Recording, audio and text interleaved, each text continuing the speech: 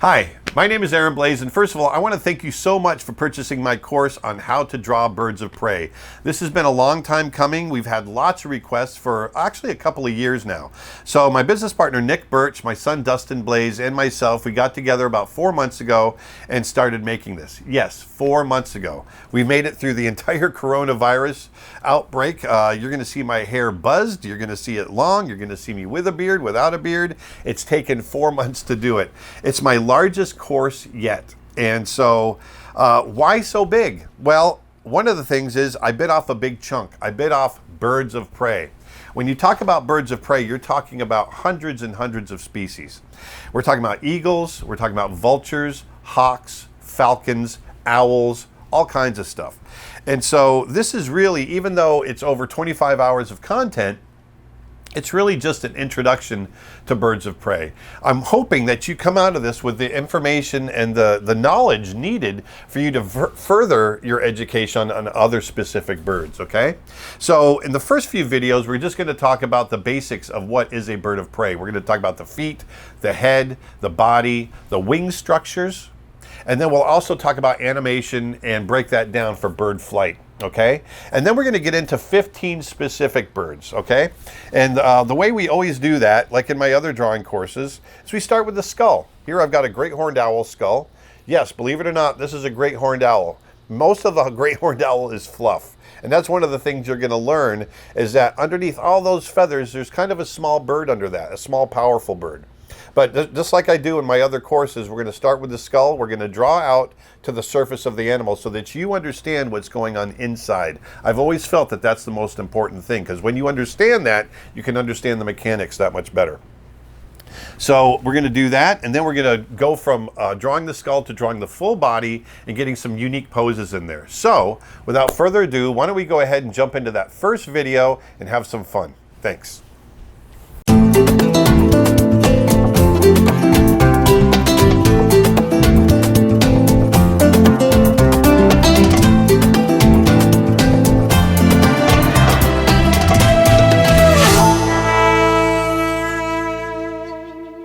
Okay, so in this next video, I want to dive in and kind of explore some of my favorite stuff, and that's action analysis, motion analysis, animation.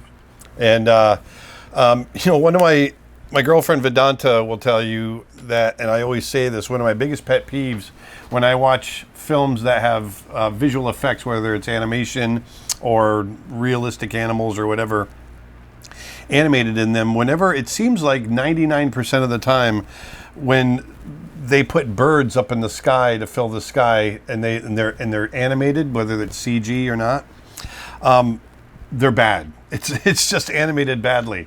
I think there's too many people that come into it that really don't study animals on a regular basis, have come in, especially in some of these films where they just think, oh, it's just going to be in the background. So they just want to put some movement back there or fill a sky with birds, and they don't really do their homework, and they think, okay, a bird just moves its arms up and moves its arms down, and there you go. And it has overlap to it.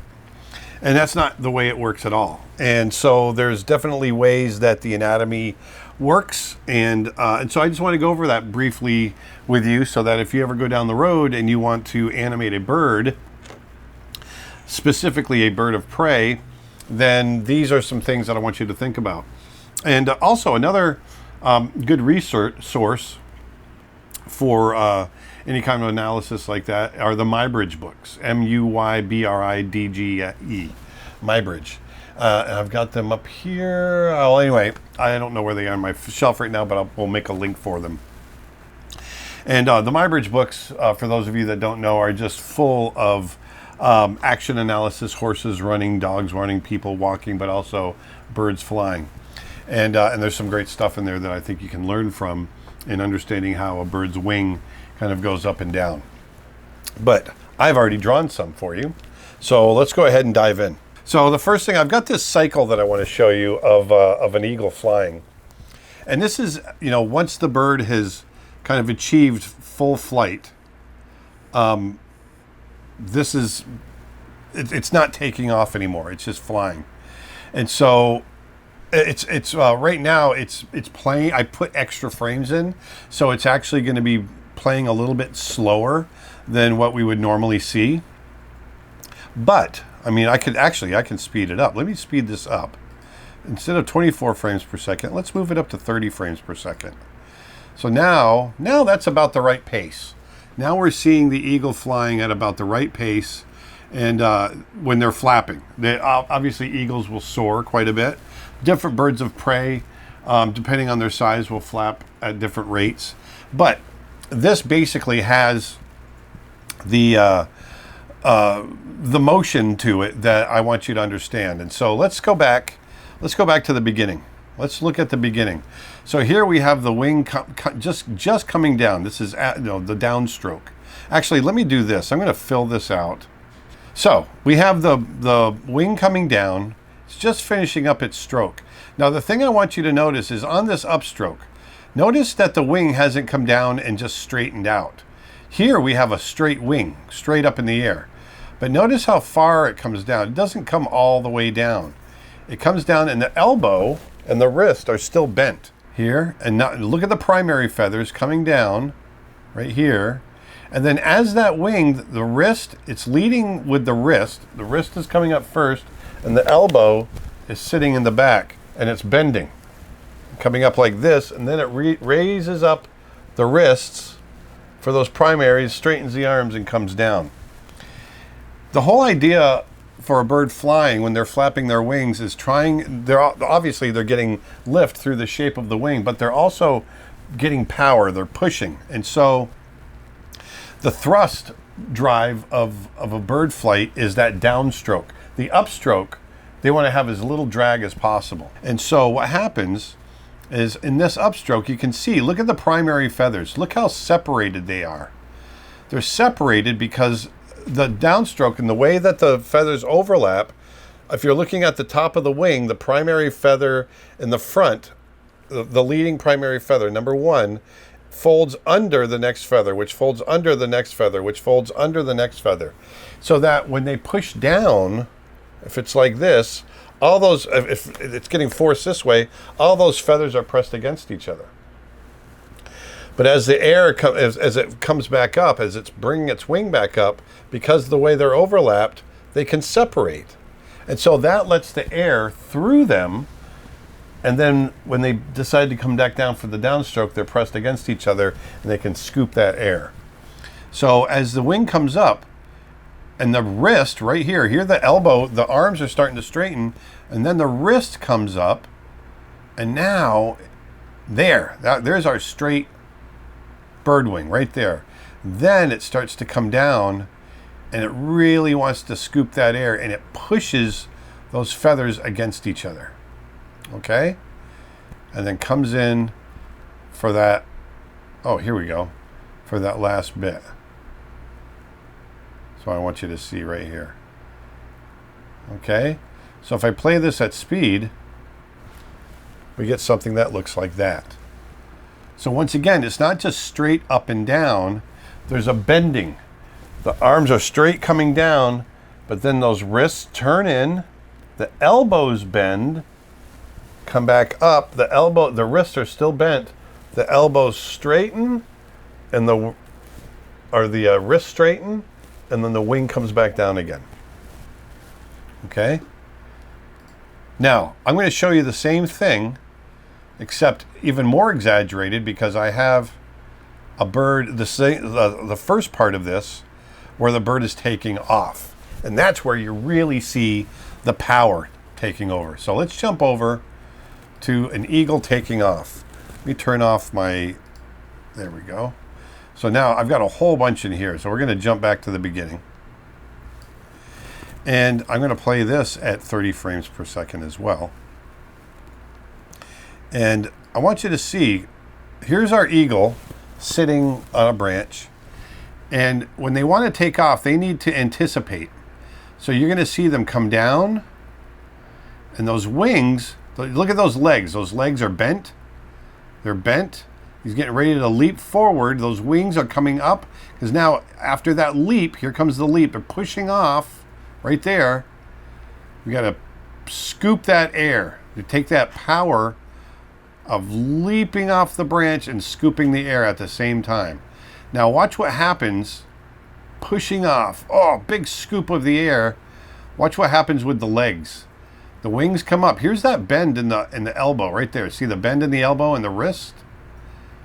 And then it really pushes up. Look at the legs. Those legs really pump. They help with that push. Here my animation's shrinking a little bit, but but anyway, I want you to see that. And then we go right into the cycle that I just showed you. But watch this. I'm going to play this at regular time. You see that? And so when you understand the mechanics of that, when you understand, you know, the anticipation where the wings come up and the legs bend to do that leap and then push with those wings, all those things, they add up to real physics. And then that adds up to something that looks believable. And that's what we want to get in our animation. And so when it comes time to animate something like this, it really pays to do that homework so that you understand the physics of what's happening behind. You know, why do birds' feathers, you know, fold the way they do? Well, everything about them helps them fly. Okay, so this is what I want you to think about. And there's millions of different ways we can have, not millions, but there's a lot of different ways we can have birds flying, taking off, that sort of thing. But I really wanted you to see something basic here so that you can at least get the sense of, okay, this is how a bird flies. Let me play this back actually at 24 frames per second. So it's going to slow it down a little bit, but you're still going to see, you're going to get to see that motion. And then he flies along right there. So leap, pump, pump, pump, and then he gets enough power, and he's going now, and he fold those feet right up into the body. Okay, look at the tail too. The tail, you know, pumps up and down. Everything is working to get that weight, to get that size of the bird up into the air. And so those wings are trying to scoop as much air and push it back as it can so that it can achieve lift and get flying. And so you need that big anticipation when they start to take off, that big raising of the wings right there, and then a big leap to push off, and then the wings come down, straight down, and then start to bend, like I said, and they're just scooping. They're scooping and pushing that air back. And if you look through here, right through here, as those wings come down, look at the slant of the wing. Look at the wing that's coming towards us. Notice how it's slanted, so it's kind of opening up to the rear. That's because that air is being pushed back. See that slant? Right through there. And then they come back up. Look at those feathers are all separated, but in here they're all pressed together. They bend up and separate, but they're really pressed together right here to make a nice flat, well, not flat, but a nice concave shape so that it can scoop that air, push it back, but also achieve lift. Pushing. So that's what I was trying to do as I was animating this. I was trying to get every scoop of the air was getting a little more altitude. And you can see him drop a little bit, and then boom, get a little more altitude, then boom, get a little more altitude. And so that was the point of trying to get that to do that. But I'm also, you know, you want to think about that anatomy, and that's the most important thing, along with understanding the mechanics. The next most important thing beyond understanding the mechanics is understanding that anatomy. Once you understand that elbow, you know, from the shoulder to the elbow to the wrist, out through the digits there where the primary feathers, secondary feathers attach, and when you understand how those, you know, fold, it's the same in the same way that we went over the mechanics of the wing. Once you understand that, then it'll make animating a bird flying that much easier. So anyway, that's pretty much it. I just wanted you to see this. I'm going to provide this obviously as part of the program, and so you'll have this to refer to. And I hope, in case you are doing some animation, or maybe you've never done animation before and you want to try this, I hope this helps. So anyway, that's Eagle Flight. Why don't we move on to the next video?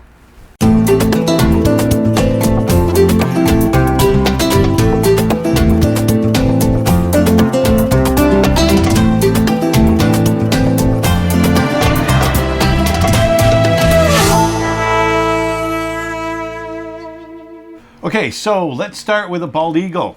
I love bald eagles. Bald eagles we have here in North America. They're exclusive to North America. They're our emblem for the United States of America. They're a really cool bird.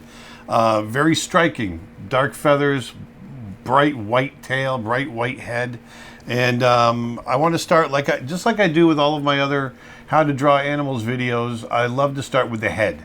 And we just kind of work from there. And I have several views of the skull that I've drawn for a bald eagle, and I thought we could just go ahead and dive in and we can build out like we do on our other drawings. All right, so here is a bald eagle skull with kind of the neck attached in silhouette. And you might look at it and go, you know what? Holy cow, that looks like a vulture. You know, something you might see in Africa. And if you take away the feathers on an eagle, it kind of looks like a vulture. They are the same. Obviously, vultures, they don't have feathers on their heads, or they just have a little bit of fluff.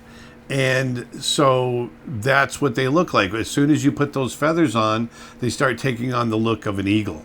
And so that's what we have here. And so if you want to think about when you see an eagle, or any bird of prey for that matter, just know that there's a ton of, not a ton, but there's a lot of feathers that are filling out that mass. You know, the stuff that's underneath, you know, it's a very small bird when you compare it to the mass or the space that it's taking up with all of its feathers, okay? And those feathers are there for insulation, they're there for protection, they're there for weatherproofing, all of that. So let's go ahead and dive in. So I've got this guy here. I'm going to knock the opacity back so we can just start drawing over the top of it. All right, and let's go with this here. So the first thing, obviously, that's not going to change is this beak, right? Actually, I'm going to open this up. Just go ahead and put a layer on top right there, and I'm just going to go ahead and draw the outline of the beak. Let's just get that in there. Now, there's a couple of parts on the beak that get a little bit fleshy. And so I'm going to draw this back right about to in here. Okay? Right about to there. Sorry about the squeaky chair. Well, the first thing you're going to see is this area right here on the beak. This is called the cere. C-E-R-E. This little part right here. And on that cere is a piece of skin that's going to grow over, and that's where the nostril is going to be. And that nostril is right here.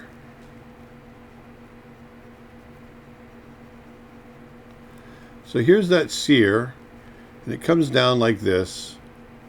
And it's got kind of some skin in there, and then here, erase that back. You get another kind of a border that comes in. This whole area right in here, it's going to come back. It's kind of skin and soft tissue that covers up the beak, the bone in the beak. This area right here, right in front of the eye, that area is called the lower.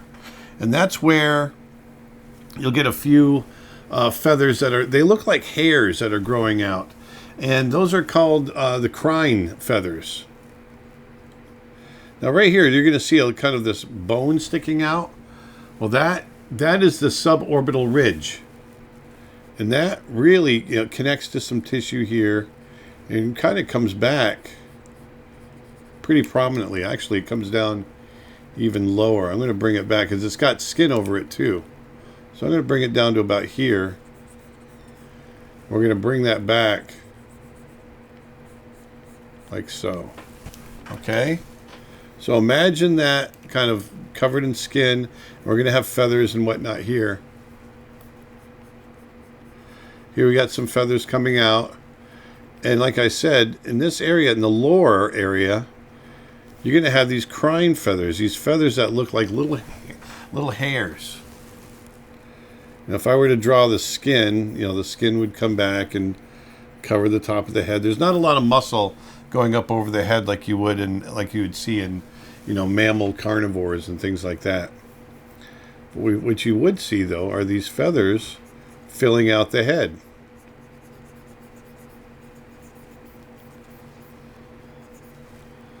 So I'm just going to have him have these feathers a little fluffier, like he's fluffing them out. Okay. Now let's get inside the eye. In the eye right here, you'll notice this round disc, this round, not really a disc, but it's a disc with a hole in it. That's called the scleral bone. And the eye actually sits, the eyeball is attached to that, and it's fixed in place. Therefore, the eyes can't move. They can't move around like we can move our eyes around. So the eye sits in there. We're going to get the opening right about here.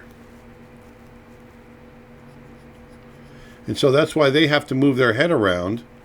But also notice, birds of prey are predators. They eat meat. And usually predators have to hunt their prey, right? So they need to navigate, they need to go after, they need to pursue their prey. In order to do that, you need to judge depth really well. If you're chasing something through the sky, or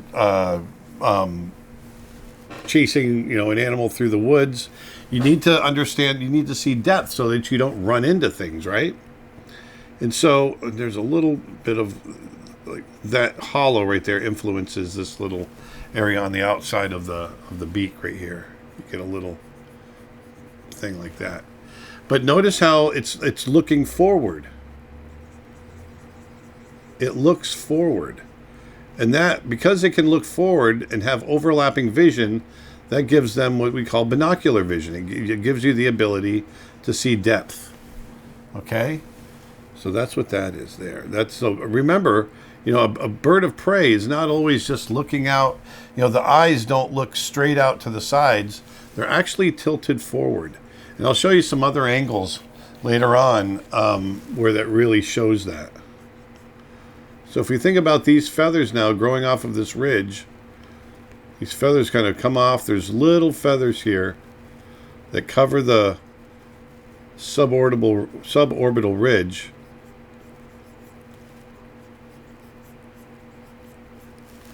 Like so. Okay? Now, the beak, the mouth really just comes to about here, just under the eye. Comes forward, and right about in here we have some feathers that start growing off, and it kind of disappears. There's a little bit of skin covering this, and then we get into the lower mandible. Here's the lower mandible right here. Upper mandible, lower mandible. Right in here. And that comes back and then it goes under the skin and goes back into the head. Now, the feathers and soft tissue, the tongue, all of that, that's going to take up some space here. And so it comes way out off the neck. Like that. I'm going to go ahead and get this profile drawn in. So you can see how much these feathers really fill out.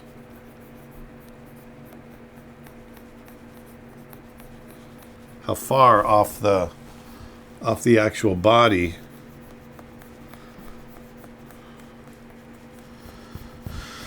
And but it does follow that form. See that form? You get this S shape like that through the body or through the head. That, that is mimicked in the feathers.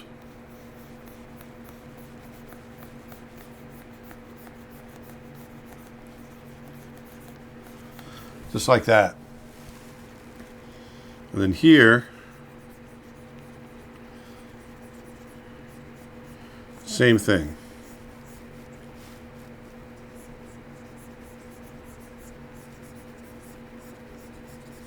Coming out like that. So when you see an eagle, it looks like, if I turn off the skull layer, now it looks like, oh, I get that. That's the eagle that I understand and know. But now you can understand what's happening underneath. And there's that skull. So you can see that the eagle underneath is actually quite a bit smaller. Now you got a lower eyelid right here. It comes up and around. It has got a scale marks on it. And upper eyelid. Now there's a third eyelid on that birds of prey or birds have, and a lot of lizards, reptiles. It's called a nictitating membrane. And it's an eyelid that comes in from the front and kind of crosses like this. It goes across the eye. So you end up with it covering, it's semi-translucent. It can, it looks like that. It goes all the way across the eye. And it's a third kind of little protective, keeps dust out of the eye and things like that. Now, you've got these ear coverts right here that come off the mouth, the corner of the mouth. They're called coverts, the feathers. They come back here and they cover the ear. The ear is right here. If I were to draw the ear, it's a little opening on the side of the head. And it's eagles are, even though it's just this little hole, they hear surprisingly well. And owls, which we'll get into later, they have an entirely fascinating ear system where their ears are actually asymmetrical so that they can hear. It actually gives them more of a three-dimensional view of the world through their hearing. So you got these feathers that come off in this way, and then these cheek muscles that come out and kind of puff the cheeks out a little bit. The birds still have a fair amount of biting power, and that's all connected into the side of the skull, right up in here, for those muscles. All right, this is all eyeball. This is all eye socket. They can see so well, up to like eight times better than humans. And so that means, you see a ground squirrel that's, I don't know, half a mile away, and they have no problem seeing it and taking it out.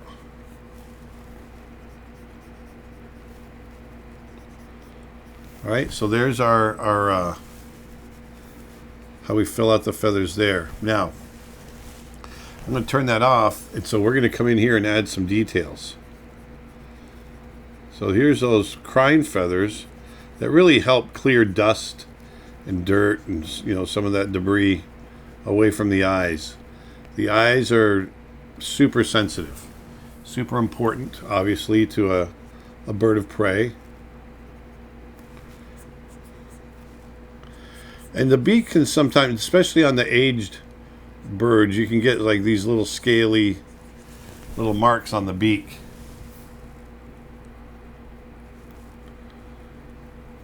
And this is, you get some little irregular shapes up in the cere and whatnot. The nostril is called the nair, right there.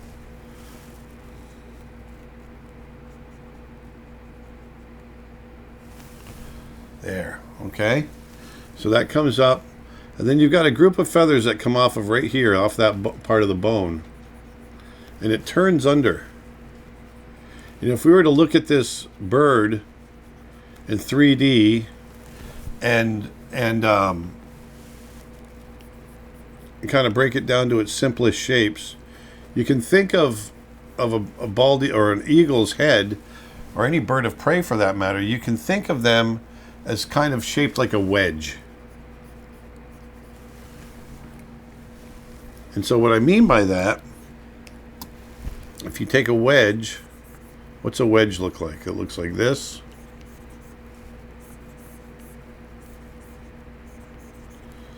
There's a wedge, like a wedge of cheese, right?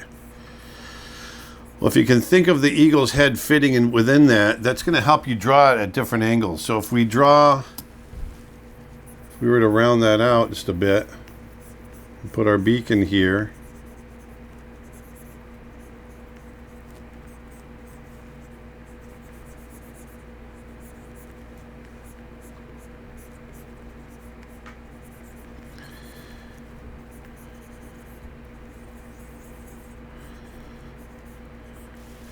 You know, think of it fitting inside that wedge, and it really will help.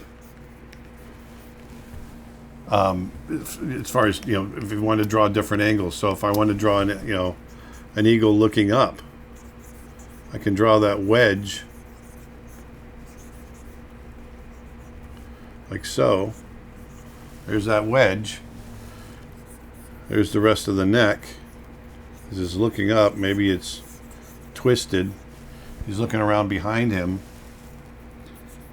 Then you can just draw the rest of the bird in there. Part of it goes this way, part of it goes this way. We've got the nostril right there. Comes into the mouth right here. The eye, which is looking forward, so you want to kind of turn that eye forward, and then you got that. You've got the suborbital ridge right there, coming off the eye. You've got the cheek coverts, which go into the neck feathers. So you can do that if you think about that wedge. You know, if we shade that in, and see what that wedge looks like. Okay, so think about putting it in a wedge, and then that's really going to help you with you know, being able to turn that bird around. Like if we want to, let's do another view.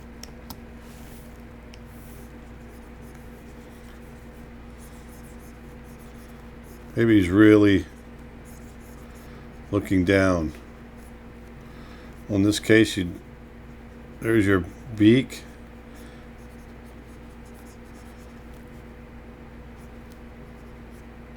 Eye. Let me blow this up again because I'm drawing a little small.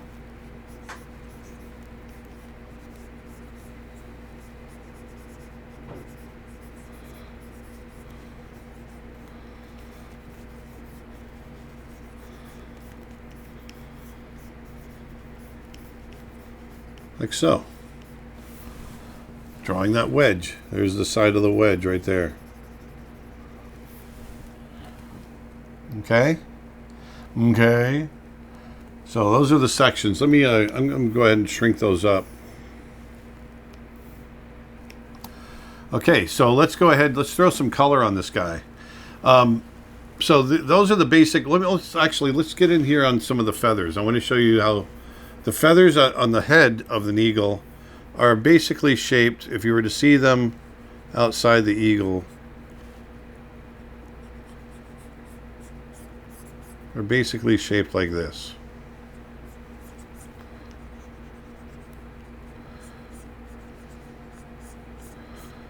They come to a point like that. And they're very fine.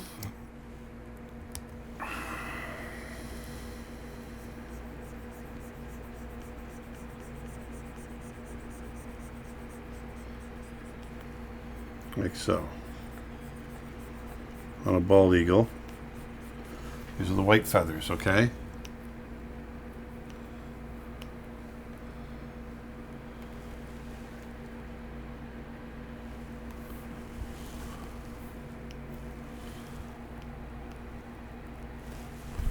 So what we're going to do here,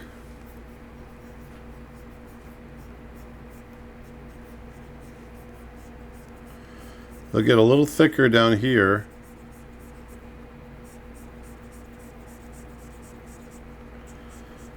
And then they get a bit more fine.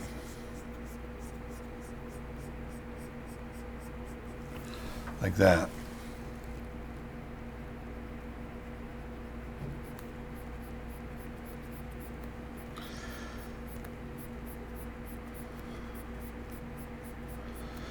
This is basically all the feathers on the head, on the head and neck.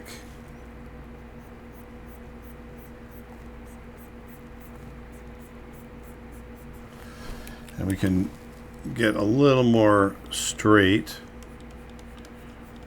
out of those edges, like so. So it's not quite as raggedy. But it really does come to that fine kind of point. The feathers do.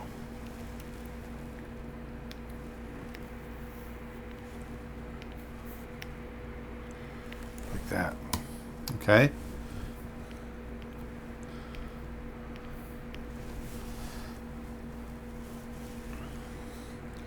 So these feathers are going to be growing in like so,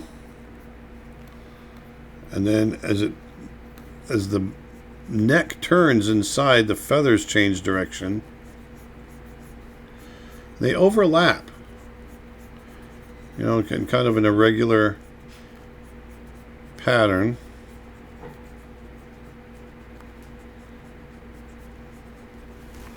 Like so, okay? These are going to go this way. They really follow the gesture of the head. They kind of swoop back.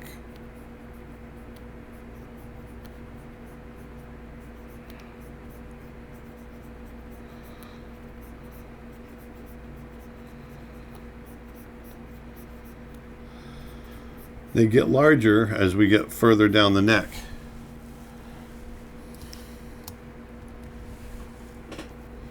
So up here, they're still triangular, but they're smaller. And the eagles, you know, just like all birds, they have an ability with incredible muscle control over these feathers, so they can flare them out, they can pull them in.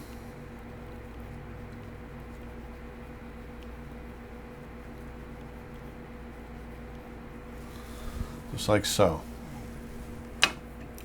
Now under the cheek, you know, under that eyelid, there's no, or around the eyelid, there's no feathers.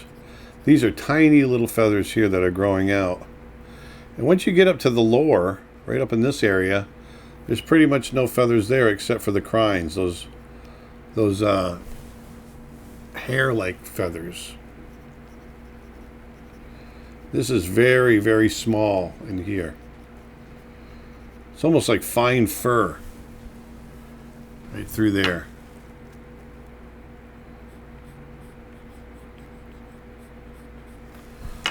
Okay.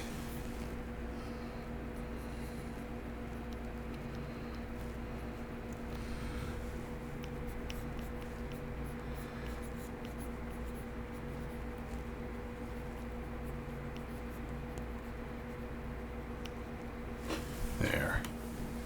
And of course, you know, always search out your reference. You'll see what I'm talking about. Long comes to a point. Long feathers coming to a point. Okay? And then they just kind of overlap into the body and just they become brown. The feathers at that point, you know, they start to change their shape. But we'll get into that when we get into the rest of the body. But let's go ahead and put a layer underneath. And let's go ahead and color this guy.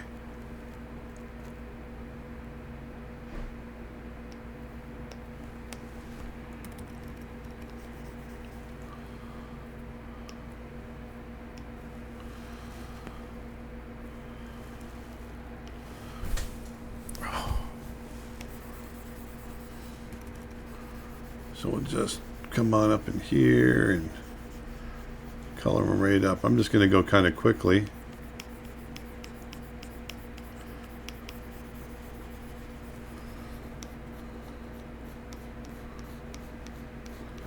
Let that come back and we'll let the drawing kind of hold it together. There.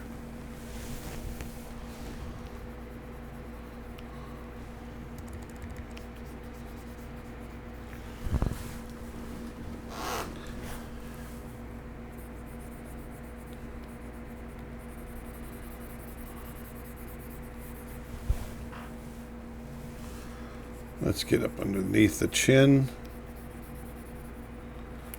under that lower mandible. There. So there's our first pass on the white feathers there. We'll clean some of this up.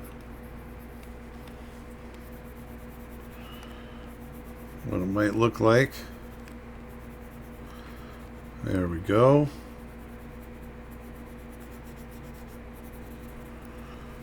Let's clean that up nicely.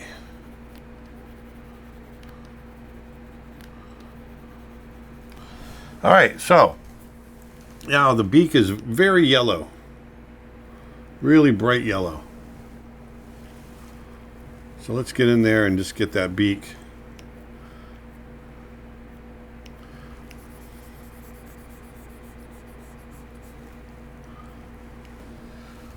I'm going to get a little bit more lemony yellow when we get into the right up here in the sear. The yellow gets a little brighter.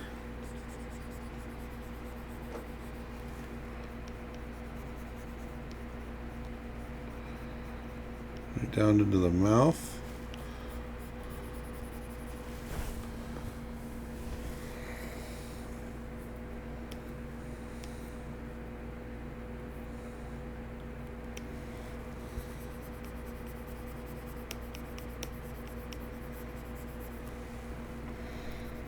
There we go.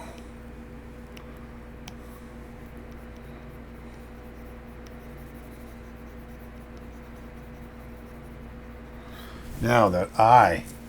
The eye is kind of a yellow as well, but it's got a yellow tint to it.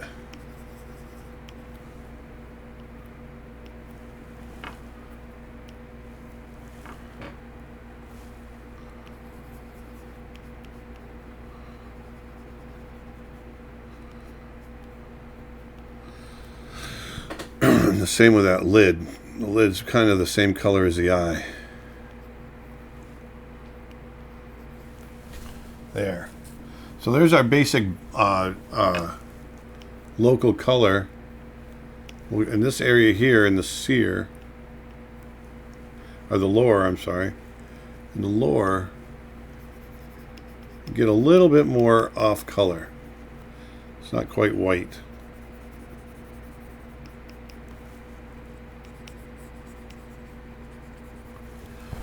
All right, so there's that. Now let's add some shadow.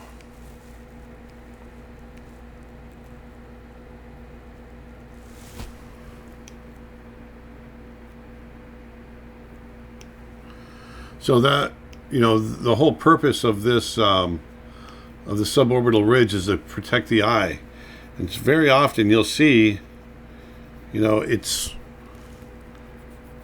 covered in shadow.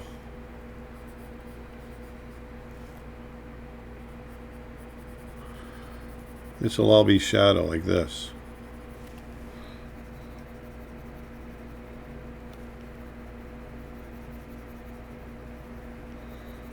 Bingo, just like that. So you get some shadow in there like that. Maybe a little shadow on the beak as it turns under. Right along the scaly part there.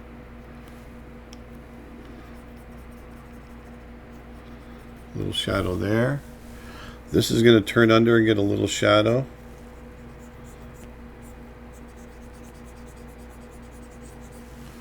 A little bit there. Now the upper mandible is definitely casting a shadow onto the lower mandible. It folds over the top. And then the lower mandible, the bottom part, is going to be in shadow, especially if we're looking at this as having light coming from above, which is basically the way I'm thinking of it.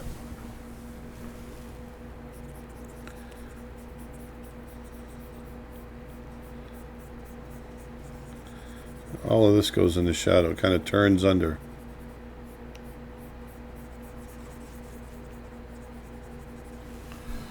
Just like so.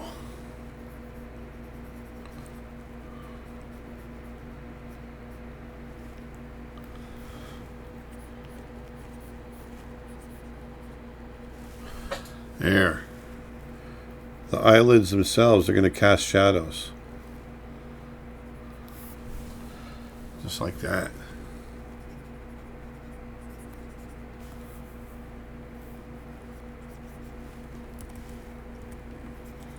Now in between these feathers, you're going to see shadows. You know, the feathers themselves cast shadows, and so that's the light and dark texture that you're going to see in the feathers as they grow out. They cast shadows on themselves.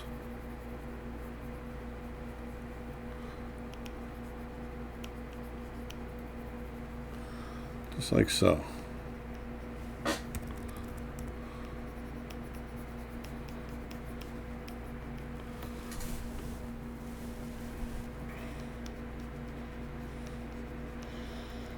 Feathers in the, or shadows in the feathers in here. And as we go under, we go into shadow, right?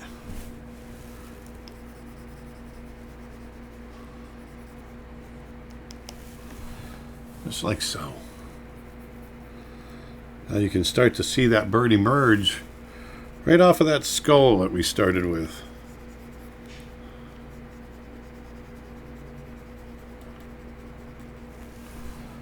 There.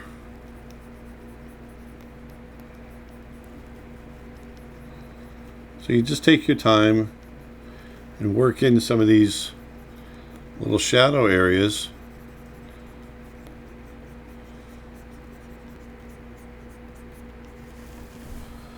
There. Maybe we're going to go a little darker and get under that eye.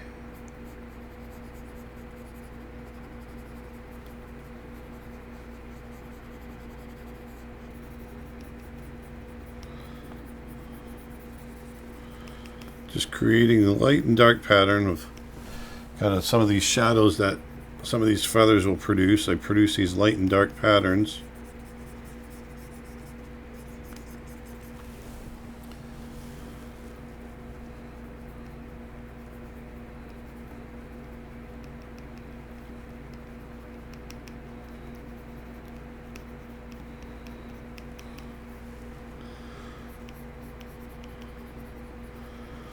There. So that feels pretty good. Like that. Now let's go in and add a little bit of highlight.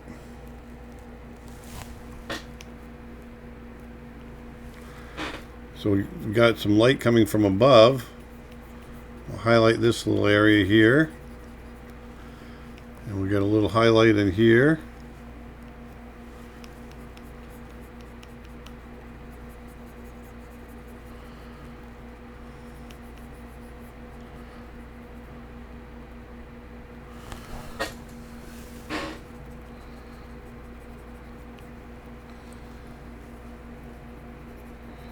We'll go in one more time and hit it with even brighter lights.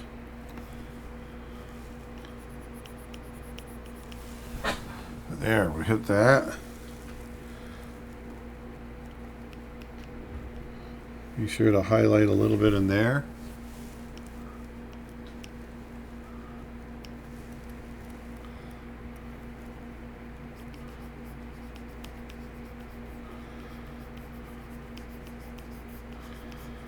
There.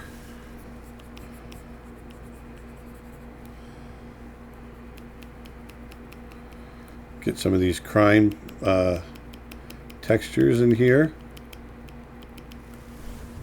Just like that.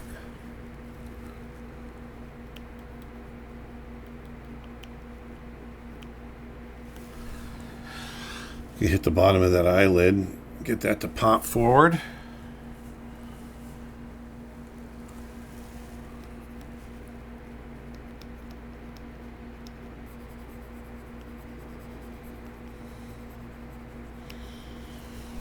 So now I'm going through, and rather than hitting shadow areas, I'm hitting areas that I feel like are going to be highlighted. To get a sense of those feathers.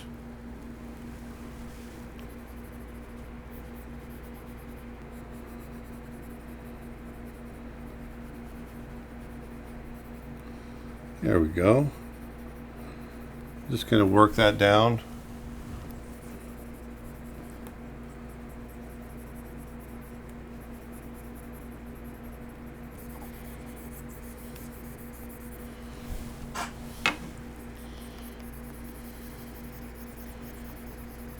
Here, look at that. Got a nice pattern here. I'm not drawing every, piece of the feather. I'm just drawing the general shapes and getting that texture to feel right. You can get as detailed as you want. I'm not going to spend a lot of time doing tons of detail on this because we got 2 more views to do.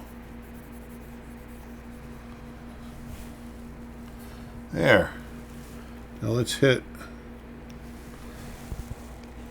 a little highlight.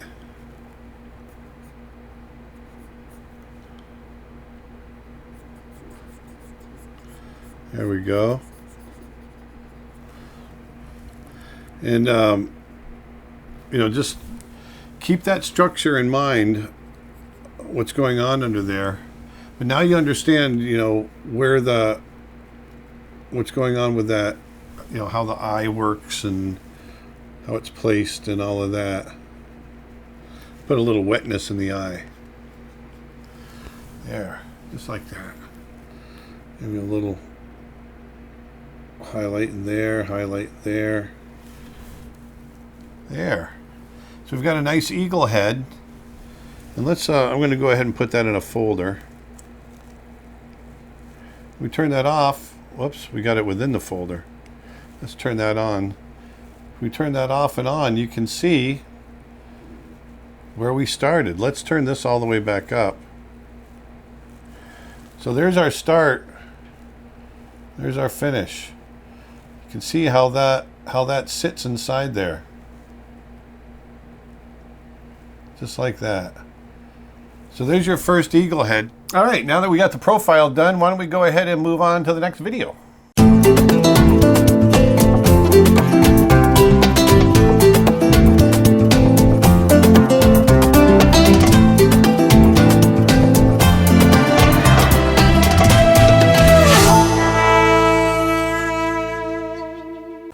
Okay, so for this next painting, I want to do a peregrine falcon, the fastest animal on Earth. That's their big moniker. They are the fastest. They dive the fastest, well over 200 miles an hour. And so let's create something that has something to do with that. Has something to do with speed. I want blur. I want motion. I want dynamics. I want something that just screams the fastest animal on Earth in this painting. So that being said, falcons, peregrine falcons, one of their signature moves is that they get up high, they ambush their prey. The birds are down low that they go after, they go up high, they go into their stoop, tuck those wings in, fly in like a bullet, and they hit them hard. And so I thought maybe doing something as a vertical would be cool, giving that its height, and then maybe coming in a little bit towards camera, like we're looking up and it's coming in at us, could be kind of cool.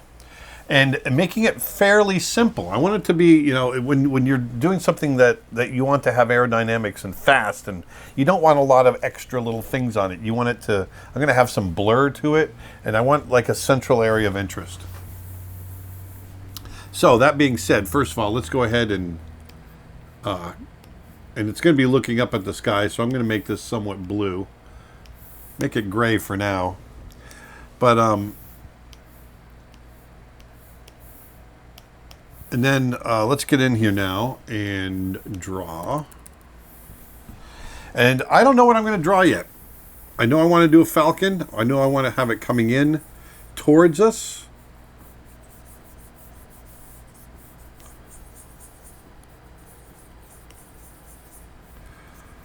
I want those legs, the feet to be out.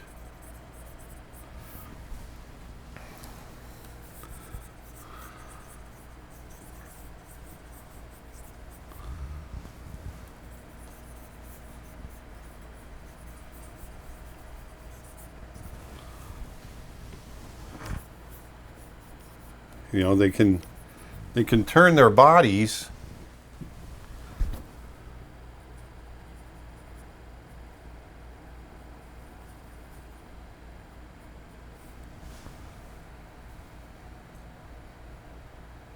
Maybe something like this.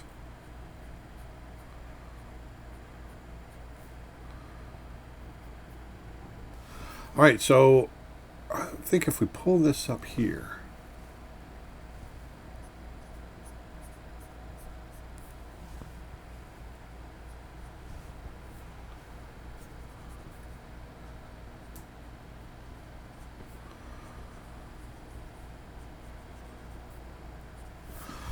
there, something like this.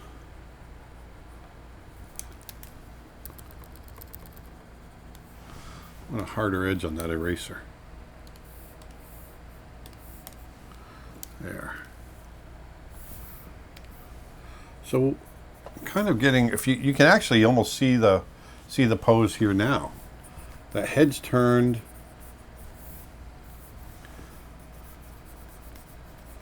Here's the center of the body.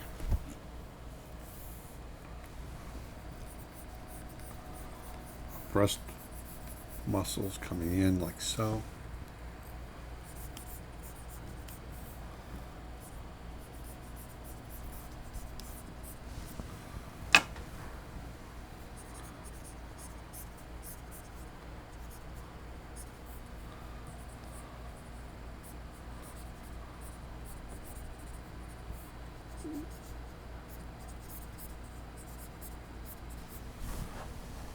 There, like that. I want to get this, I want to make sure I'm getting this right on the face.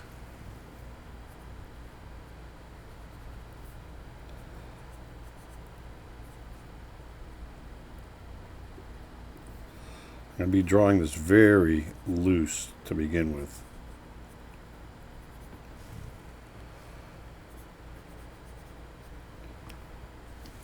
I think that beak might be a little big. There we go. Put that there like that. I want a slight down angle on it, like where the bird's looking just below us.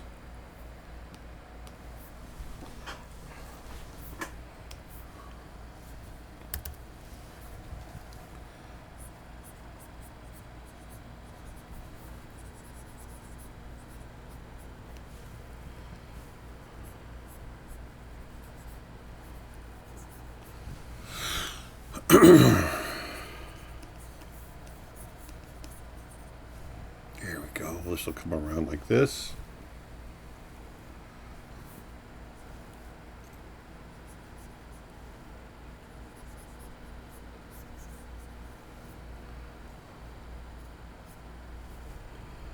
Go right off the corner of the mouth. I'm going to get these eyes a little bigger.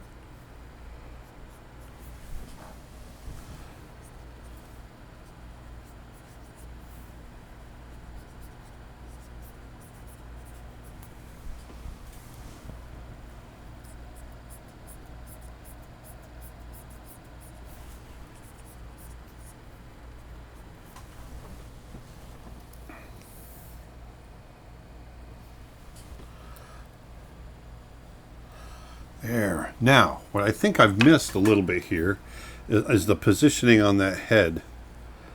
I think because of the angle, I want to pull that down a little bit.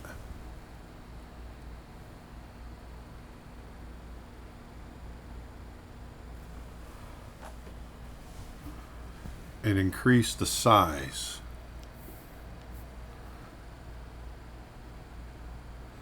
And what that's going to do for me, it's going to really make, there we go.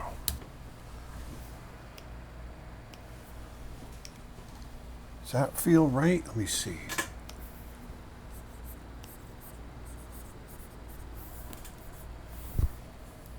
Sometimes I need to orient.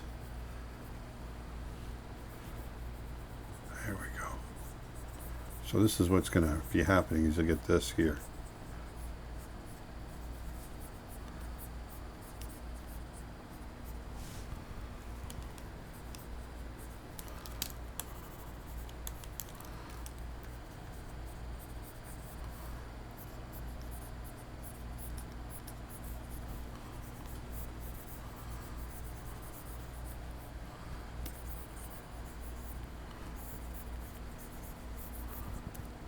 Here's that elbow.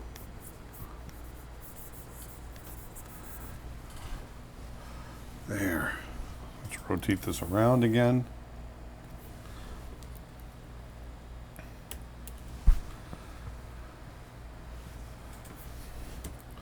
I need to see the whole thing. I want to make sure. Edit, free transform. Should I be a little more like this, I wonder? Kind of like that.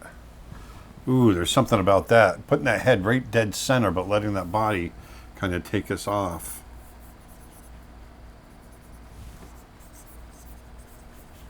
I got to do a little erasing here, clean this up, because I was kind of all over the place searching. But here, if I come back in,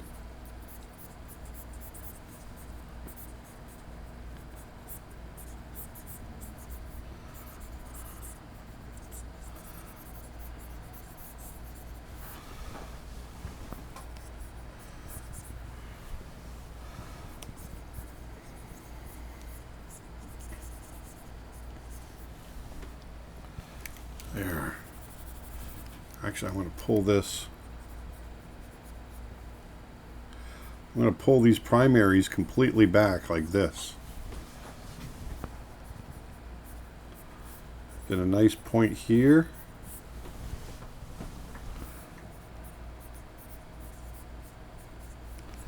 There we go.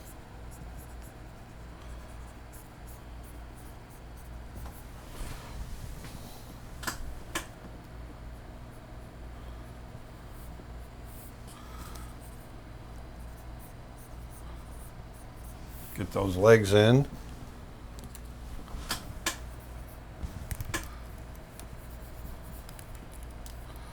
Pull this out like this. There we go. So I want that bullet shape, you know. I want the nice, that head turned.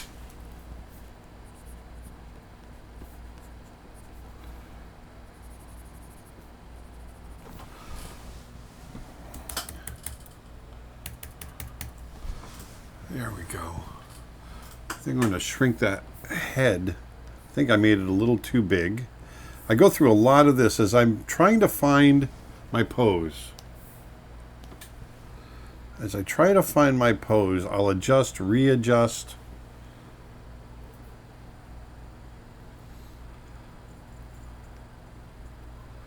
There we go. Let's pull this up here, just a touch. It still feels like it's right about in here. Maybe down a little bit more, right in there.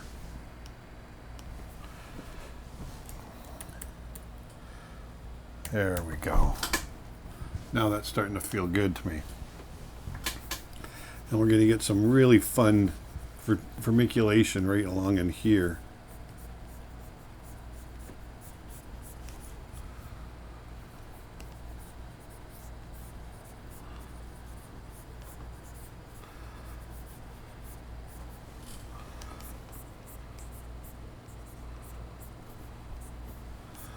Get these scapulars. There's the mantle. Get these scapular feathers here.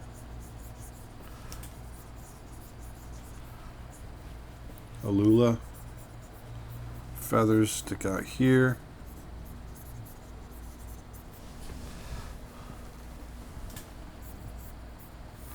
I almost want to pull this wing back even more. I'm going to experiment with something really quick. I'm going to take this section of wing,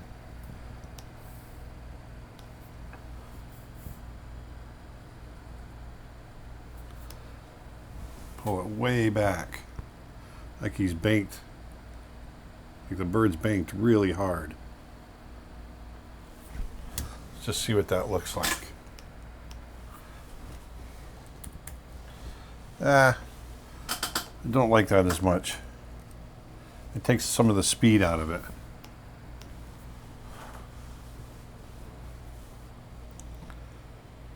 And actually, if I do, let me try this. What if I change the perspective on these wings a little bit? So we get a little more this way, and we can get a little more like this.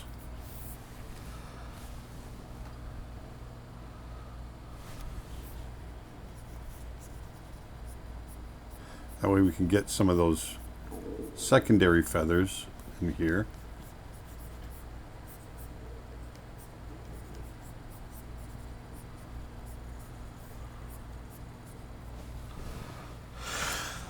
What do you think of that? That feels pretty good too.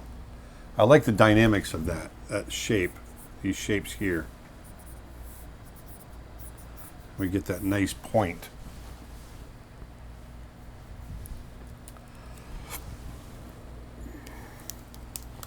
Let me take this out.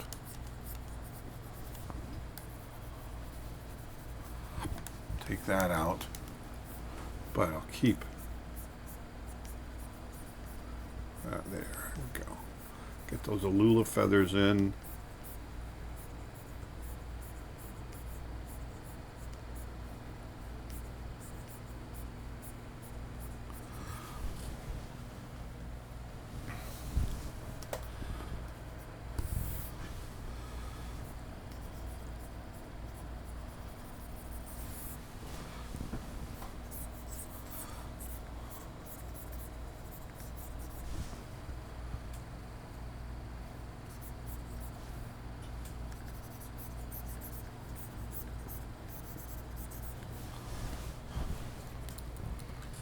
I like that.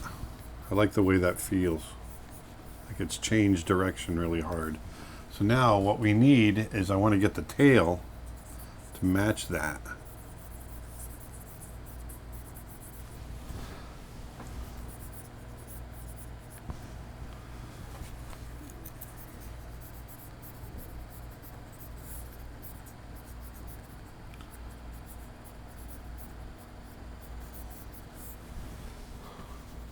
There we go.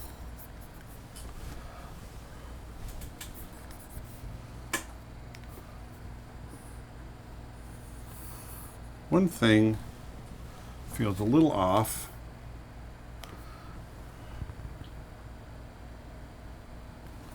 Whoops.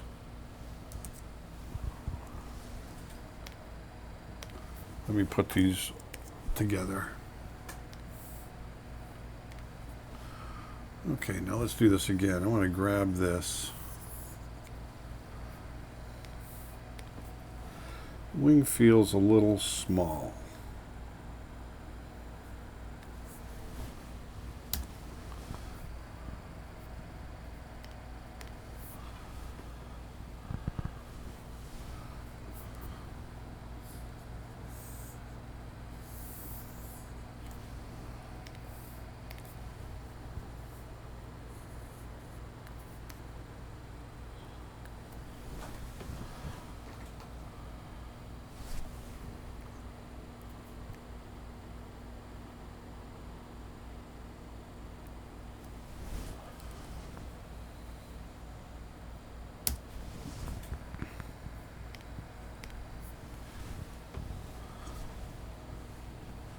And then what I want to do is just grab this in here.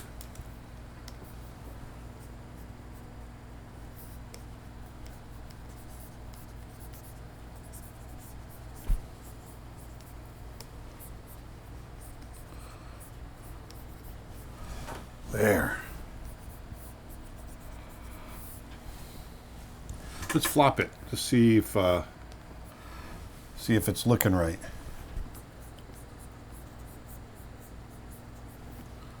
Definitely want this here.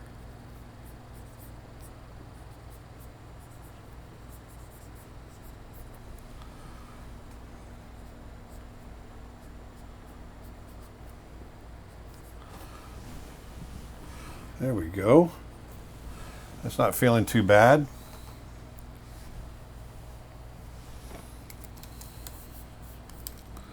Let me just pull this in just a touch.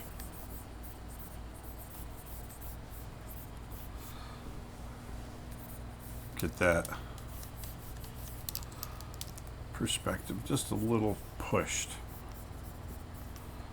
Staying loose. Look how loose, you know, thinking about that anatomy though at the same time.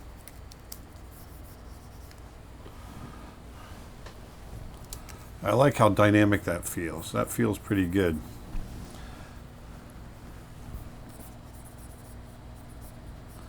Get that tail up there.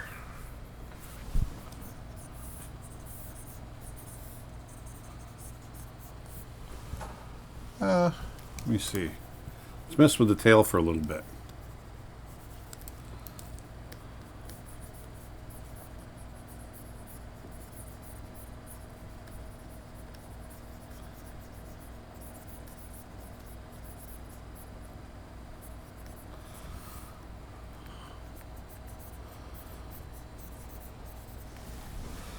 That might be better.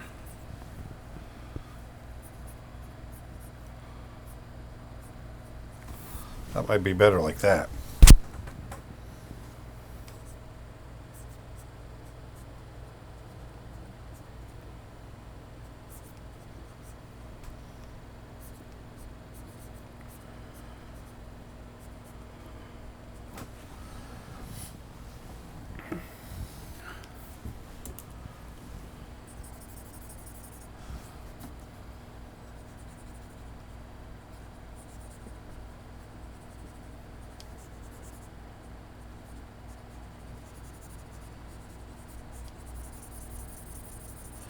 Just going to color this in real quick, see how it might look.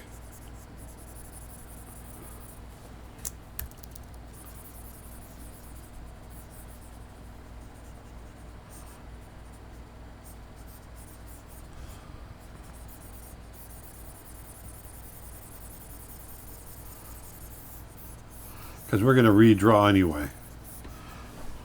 That feels pretty good. And then this will all be dark.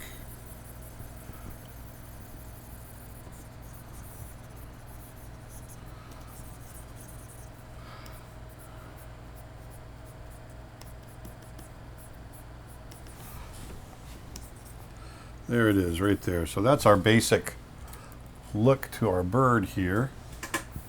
I think what I want to do again,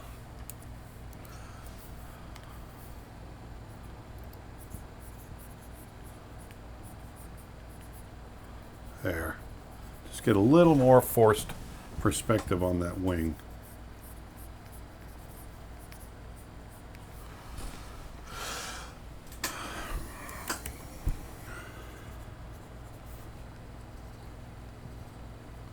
There we go. Not bad. Kind of like that. And we'll get some nice clouds in the background.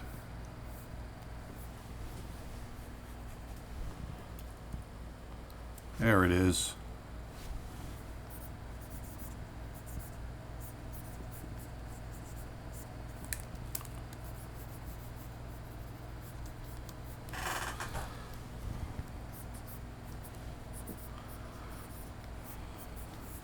All right, so let's lighten that up and tie down this sketch a little bit more. This whole painting I want to keep somewhat loose, a little different than what we've done earlier on some of the other paintings.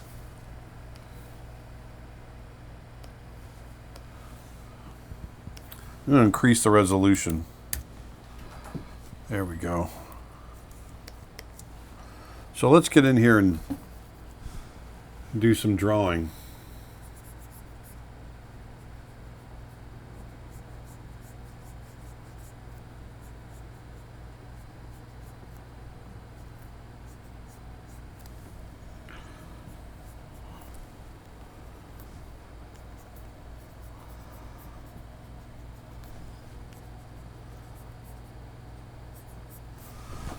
There.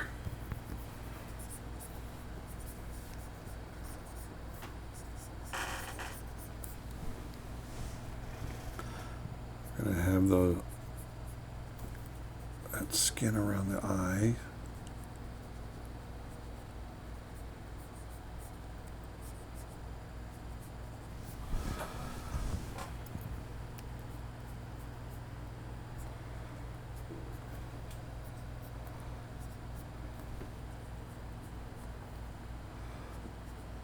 I want to get the nair just right.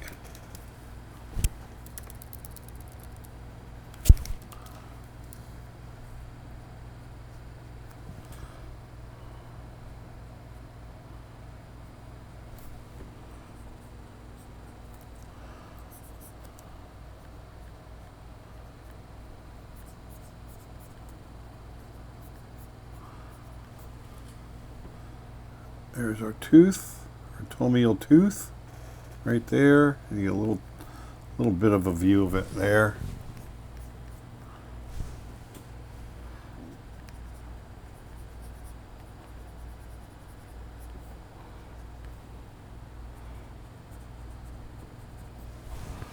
There.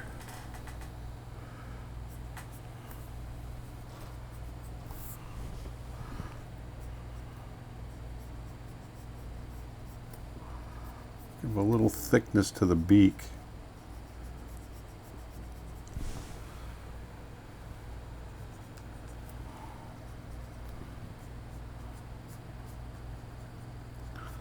Get that maxilla right. There we go. Hitting that perspective is not always, it's not always easy.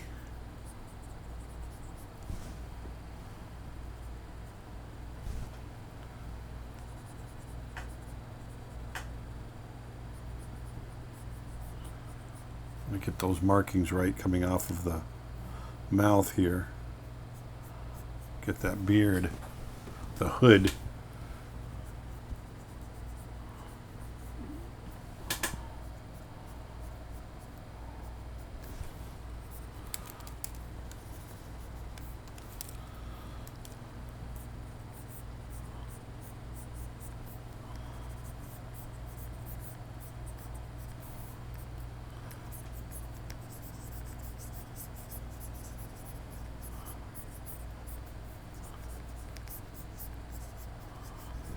You're going to see the feathers kind of swoop back. We're going to see probably a break right here.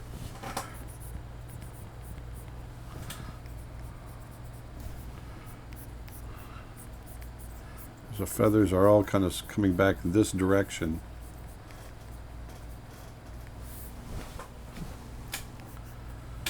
Then they have to start turning towards the back for the perspective, right?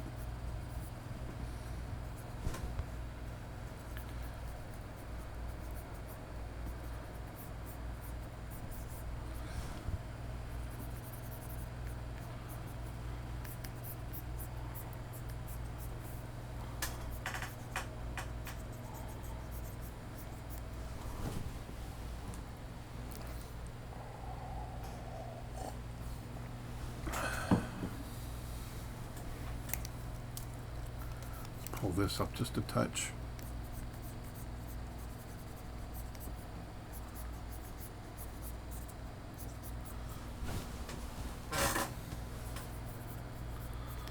There.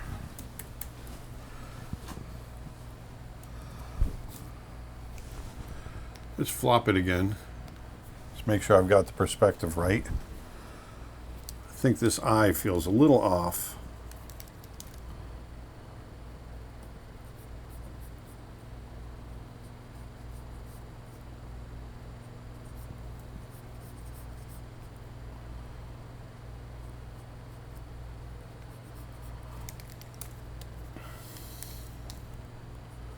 Pull that out just a little bit more. Looking at that perspective from here to here.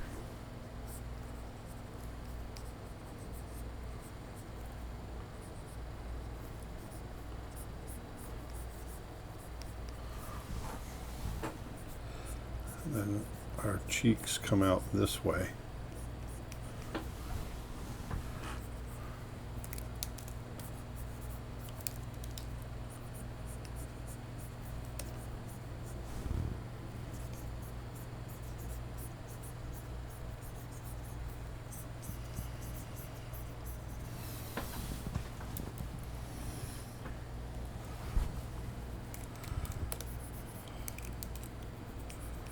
Push that back a little bit. There.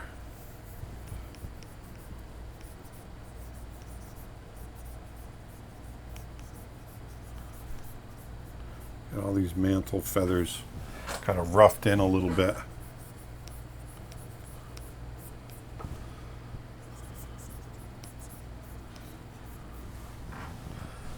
Here our wing is going to come in like that.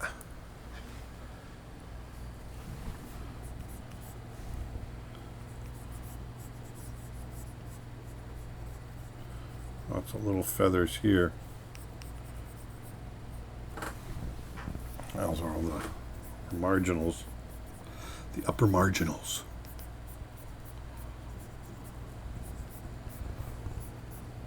All this muscle coming right into that keel. That keel comes right down the center of the bird. It's where the sternum is.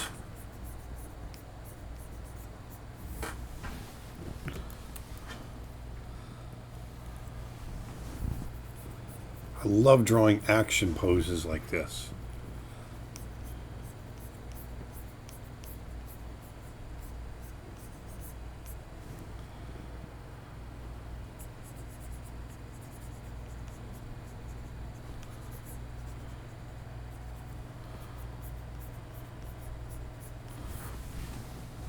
There we go.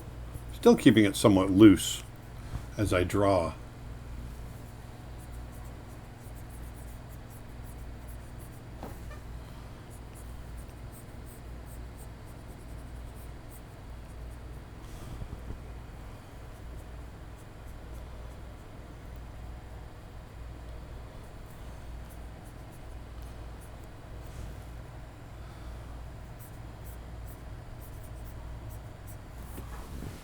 There.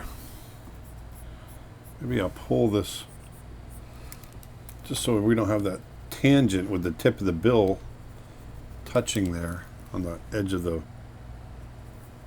Pull this chest out just a touch.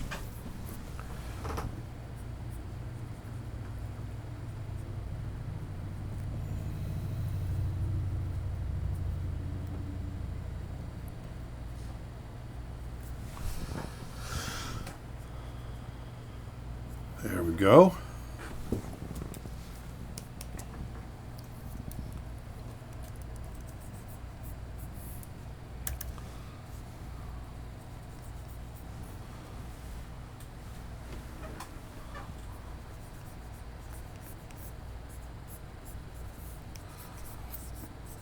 There, get that little piece. Turn there. I want to blur the wings. So I'm not going to put a ton of detail in here.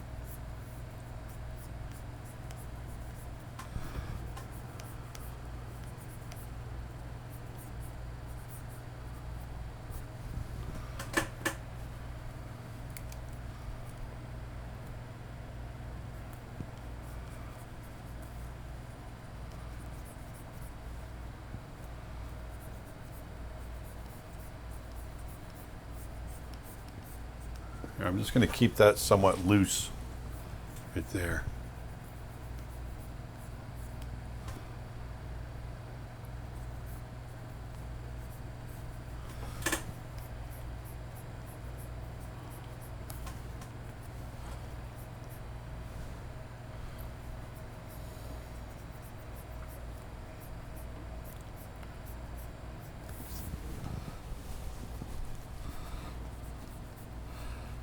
Throw some secondary feathers in here.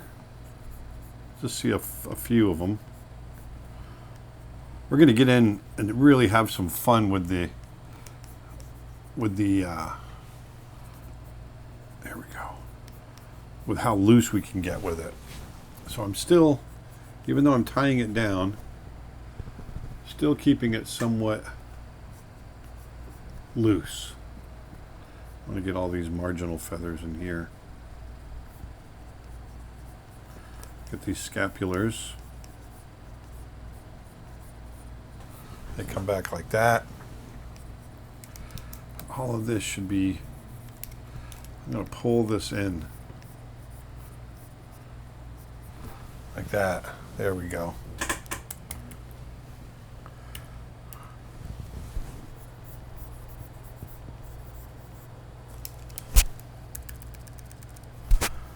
Let's pull these scapulars up even higher because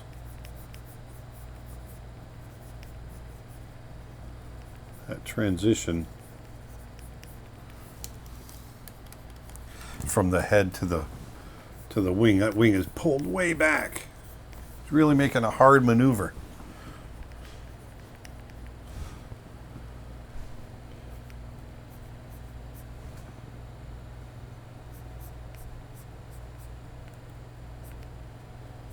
We'll get these feet drawn in.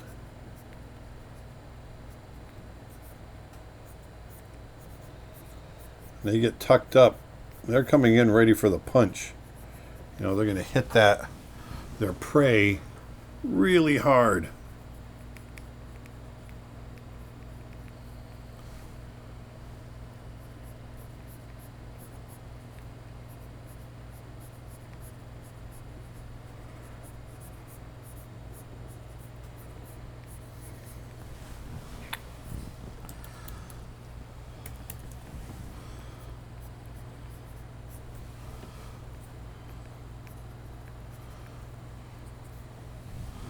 There we go. We'll get in here, lay this tail in. But I want this to be a lesson for you in how loose we can be, especially for fast action. I want this to be really have a lot of motion to it. And so it's key, it's very important to get the drawing in, obviously.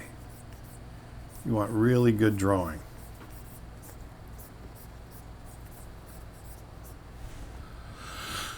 And then, let's get those alulas. But then, you know, let the drawing kind of hold it together, but then you can really be loose with it. Look how long these primaries are.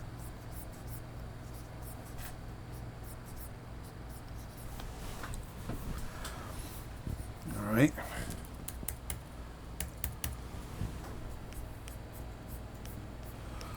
So you can have some fun with the posing. As long as you know that anatomy,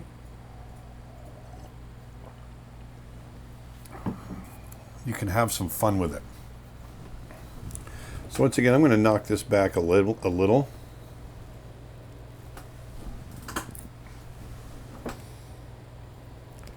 Put a layer underneath, and let's start adding some color. Peregrines have that beautiful kind of slate gray color.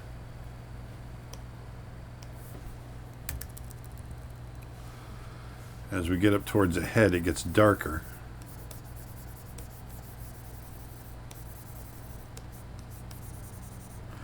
You're going to notice I'm going to, unlike some of my other paintings, you're going to see me paint this kind of loose. I want this piece to have a lot of energy to it. So we're just going to have some fun. We're looking at, what are some of the things we're looking at here? We're looking at silhouette, you know, clarity of silhouette and dynamics of the silhouette. You want that, you know, especially with a pose like this, you know, peregrines are they're such the fighter jet, but they're at the same time, they're really acrobatic. You know, being able to change direction and not only being the fastest bird, or not just bird, but animal in the world, they can bank really hard, distort their bodies, distort the way that they're built.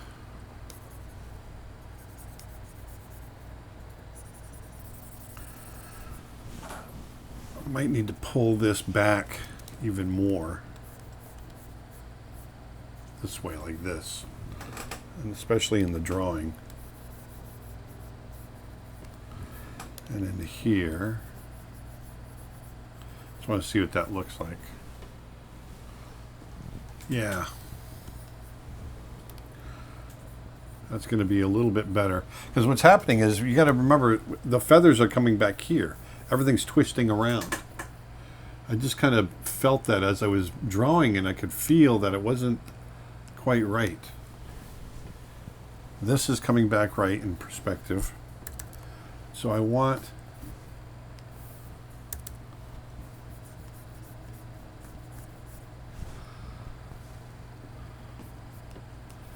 these feathers to actually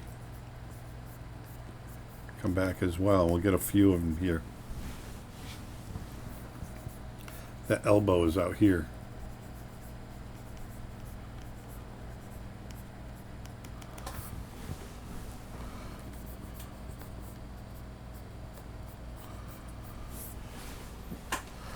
Just like that. Let me flop that.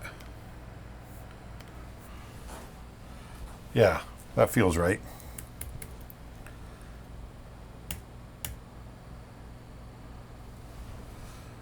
There we go. We'll probably actually get away with just showing the smallest little bit of that wing, but I like having that, seeing the point on the wing.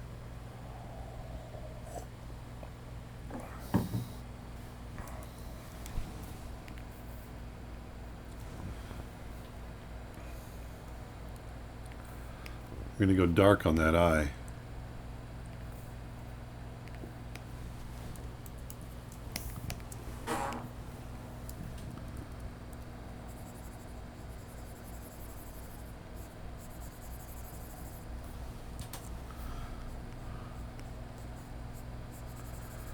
So the place I'm going to spend probably the most time is getting this face rendered. And then everything else is going to be a blur around it. I want the focus to be, boom, right on the intensity of that look.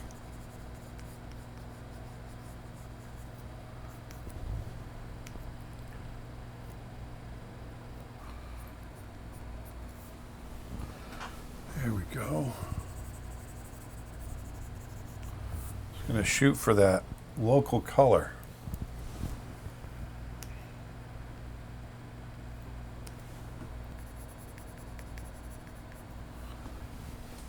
There. Let's go warm. Get a little buff color here. Keep it away from the white.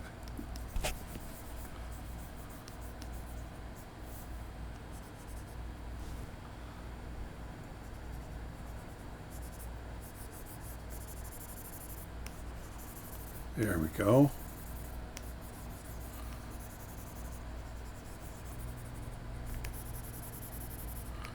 Keep it loose. See if we can get some dynamic lighting on it. But I want to keep all of this really loose.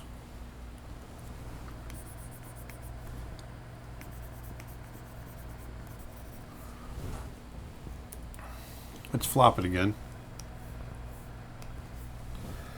Yeah, I don't know why. Maybe it's because it's what hand I favor the most. But for some reason, I keep coming back to this side. I like this view better.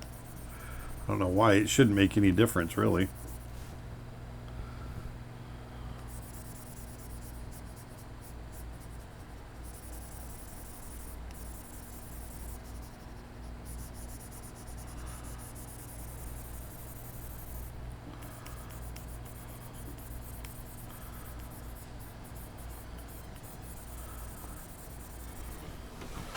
There we go.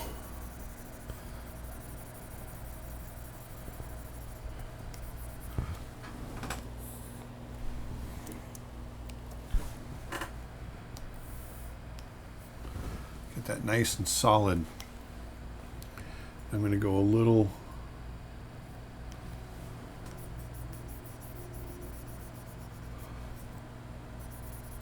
grayer on these feathers back here,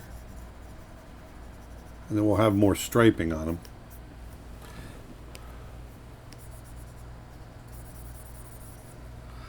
And it's the same with the back. It kind of is going to fade.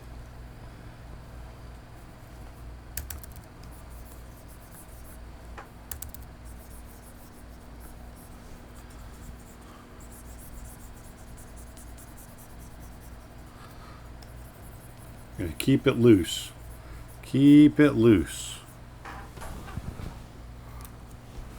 And then as we move forward, I want to get a little darker in here.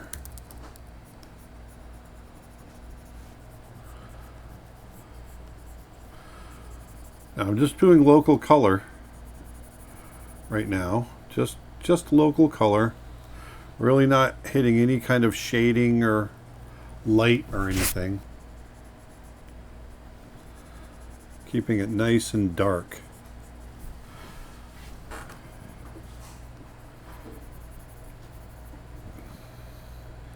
And as these feathers go back, we're going to get darker and darker, or not darker, but we're going to get more and more vermiculation.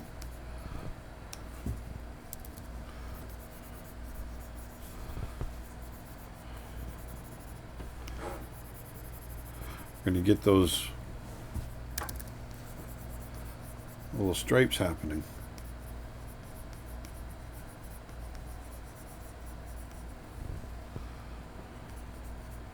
And it's the patterning of the feathers also, and well, the vermiculation is the patterning of the feathers, but what I'm saying is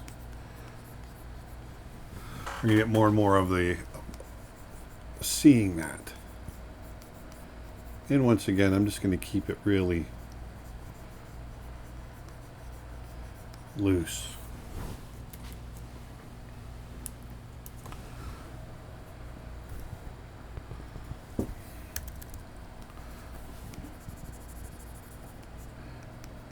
If you remember on the Deer Falcon how precise and labored we were regarding the getting the markings right and all that, here I want to be more spontaneous.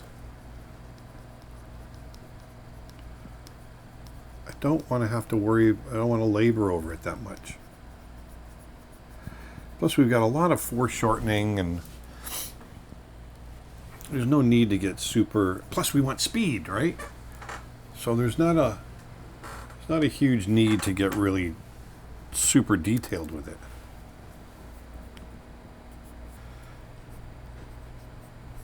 This vermiculation's all foreshortened, so it's going to be really tight.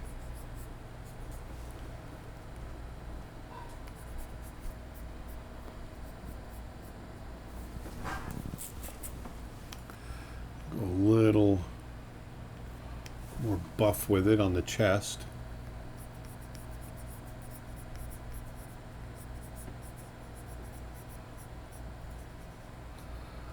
A little spottier.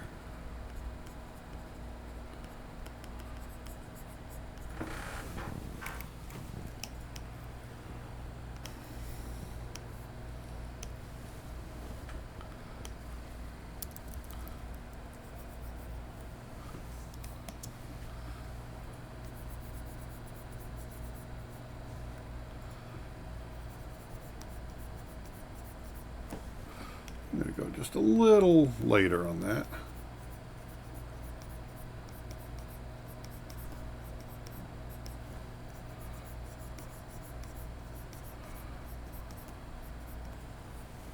So one thing I'm going to do is I'm going to grab my drawing layer, and I'm going to take my eraser, and I'm going to knock it back about 46%.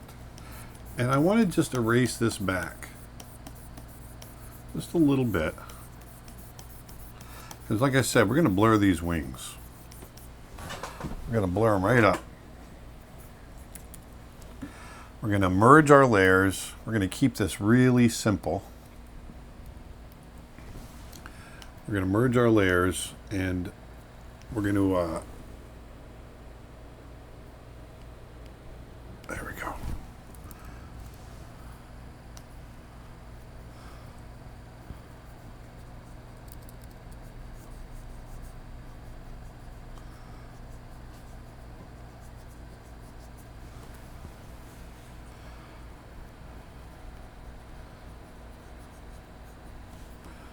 Go a little bit later.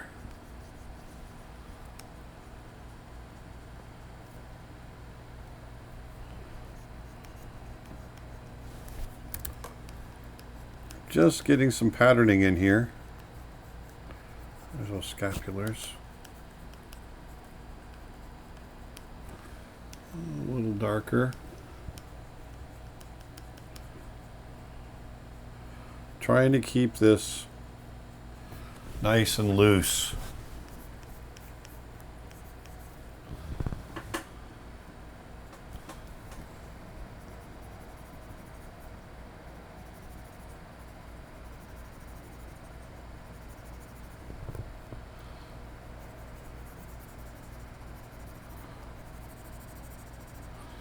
Let these fade a little bit darker here.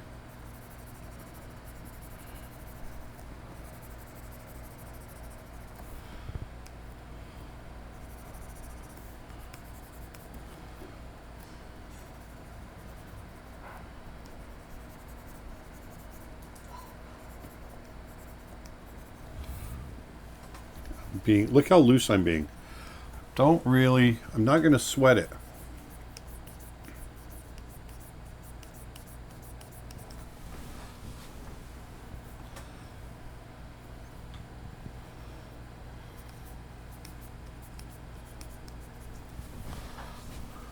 Because when we get in to the action, the blur, all of this is going to go away to a certain degree.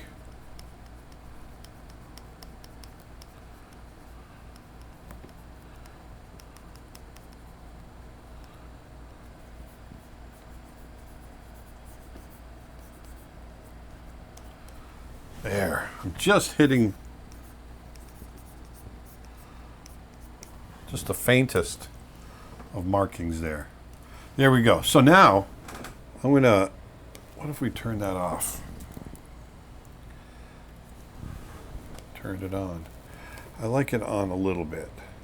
So let's go ahead and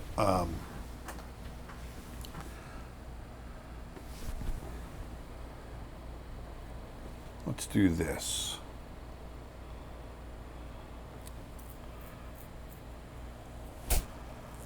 I want to go ahead and set this to multiply.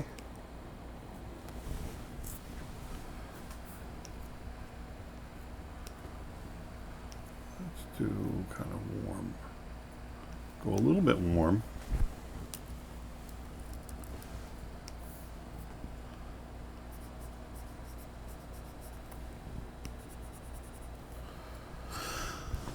I want the light to be off to the right, so I want some nice dramatic lighting. Don't want that. I want it cool.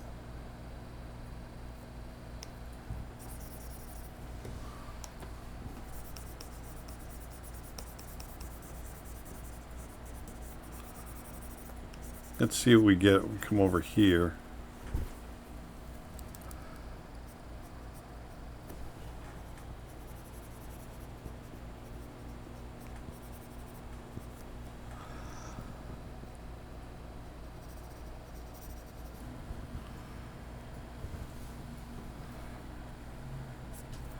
And we'll get, I'm going to pretend that the wing, the end of the wing is casting a shadow there.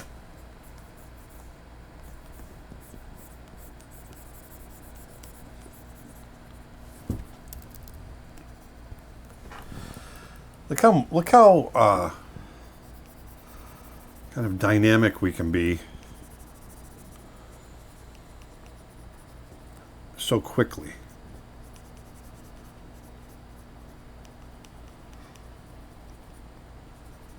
It's a great lesson I learned. When you don't get caught up in detail too quickly, and then you let your details really kind of dictate your area of attention.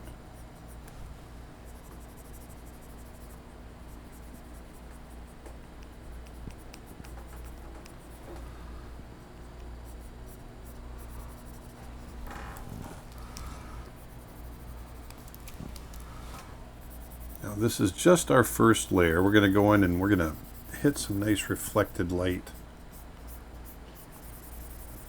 We'll get some more color in here. But I want him to stand out really against that sky.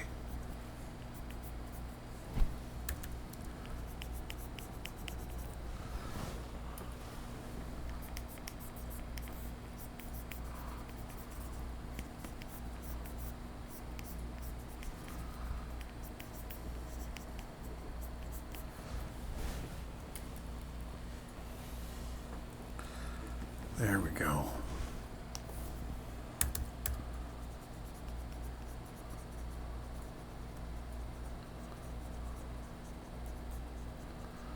One thing I do need to do, I got to go back to my local color, and I need to adjust our feathers here.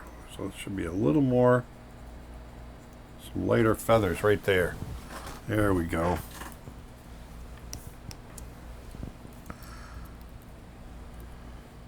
Nice and loose.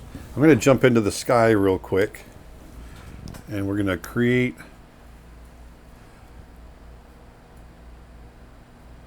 I'm going to go maybe a little bluer.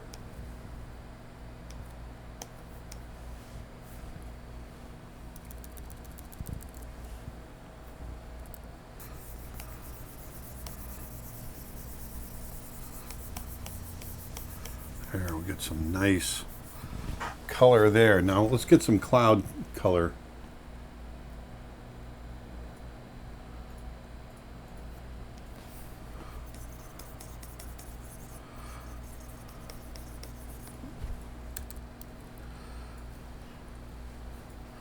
Actually, let's do this. Let's bring those clouds right along here.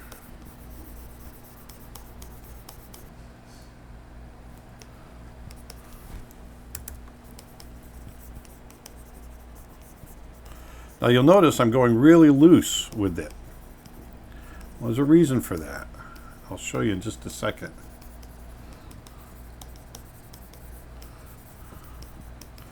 I'm going to take this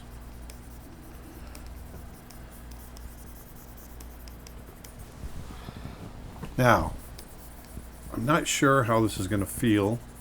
I want to go ahead and try it. Let's go up to our filter, our blur, and we're going to go to radial blur. And I want to move the center of that kind of over, just right about here, right about where our bird is. And let's really push that. See what that looks like. It's not too bad. It's not great. I'm not super in love with that. Let's try it again.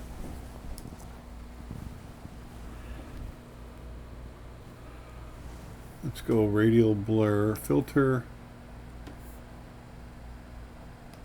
radial blur. Let's push it over here a little bit, maybe not as much. Hit OK. That's not as bad. I'm not liking the colors, so let's get rid of that. Let's maybe just go a little more simple with it.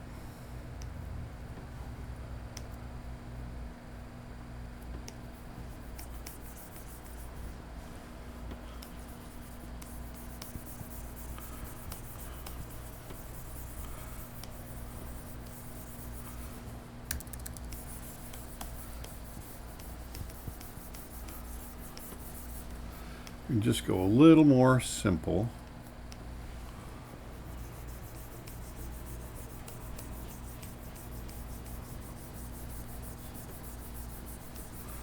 Right out of the sky.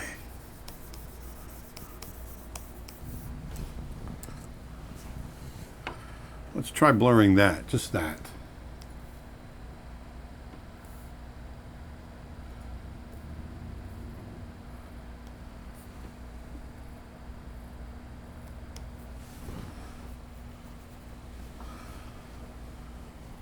That's not so bad, but you don't really feel it now, do you? So let's undo that. Let's add some clouds. Go a little warm with those.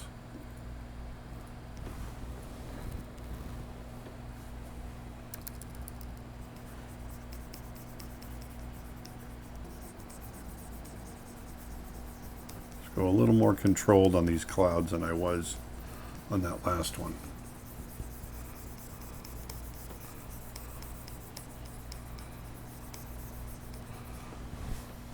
That feels a little better. I'm going to go ahead and lock that. And I'll go in for a little graying.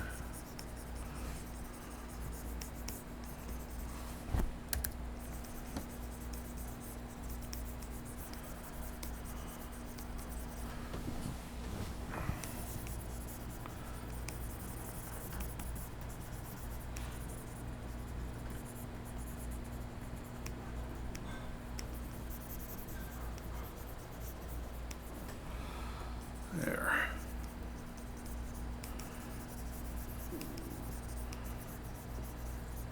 Keeping it simple. There. I'm going to go ahead and blend those together.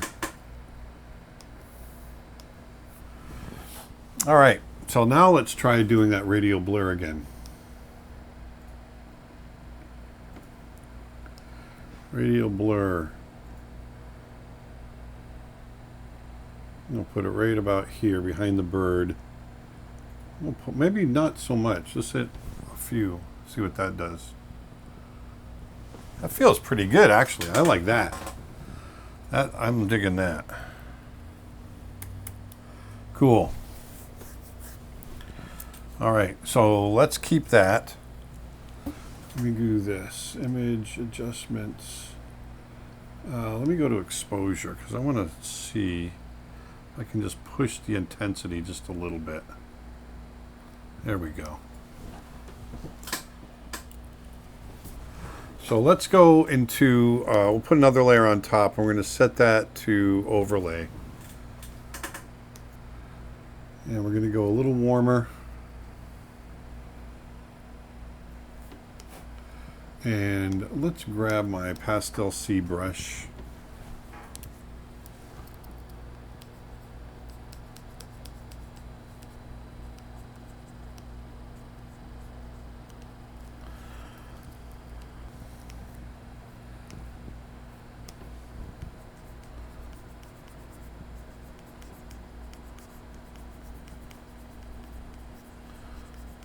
Just hitting in here, just trying to draw in where some of these feathers will be a little bit more highlighted.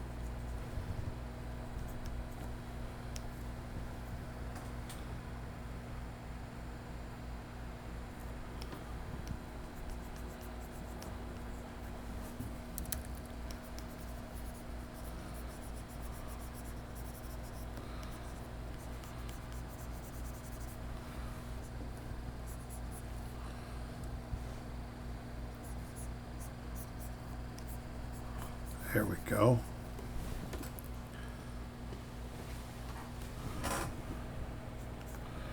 I got to finish getting these shadows in here too on these feet.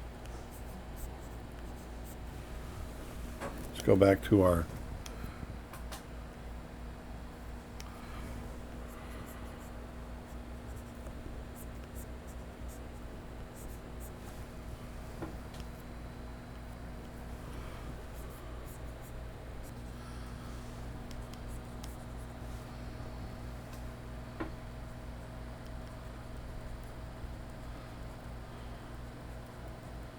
just throwing in quick markings. Look how quick I'm doing that. It's really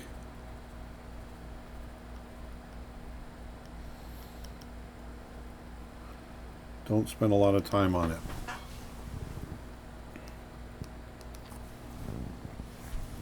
Now I'm getting here, I want to get a little cooler with these colors. I want them to reflect the sky color.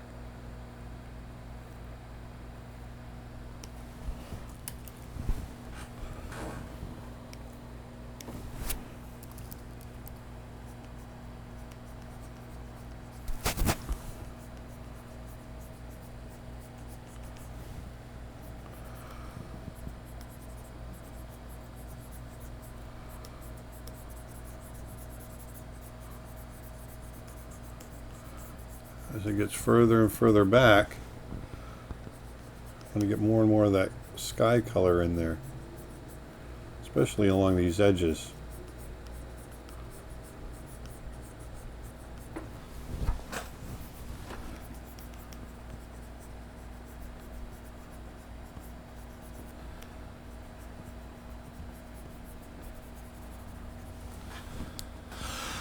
Okay, I'm aware of the time.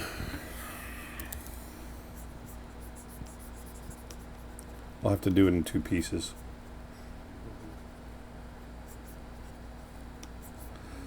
So as this comes back,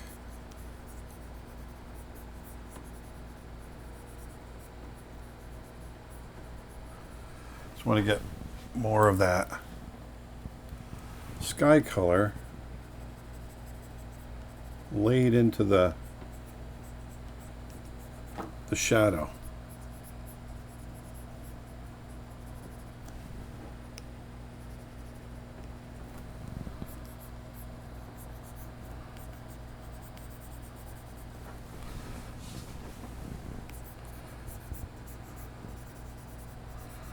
Now, let's go a little warmer and a little brighter, and we'll catch some of these as the plane changes. It'll catch a little more light.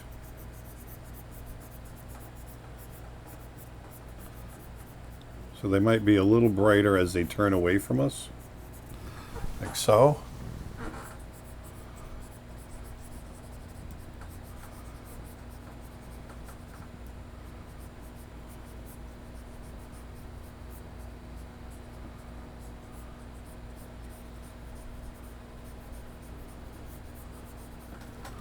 Especially up in here.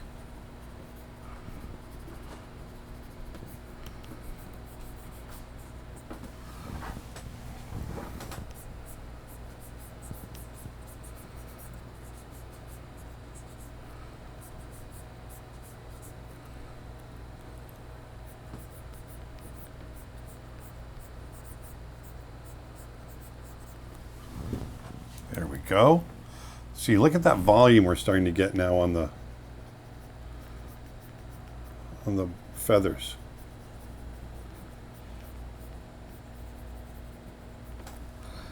Let's come underneath.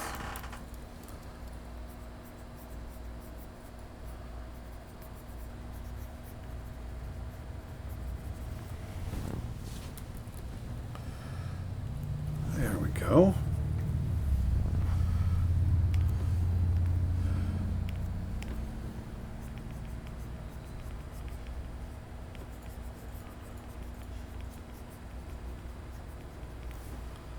There. Now let's get some sky reflection in that eye.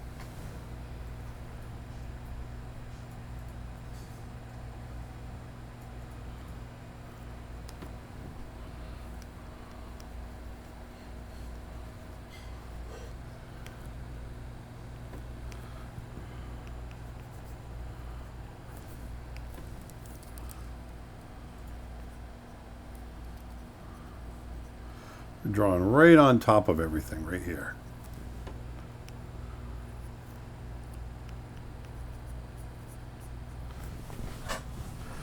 Just taking a little extra time.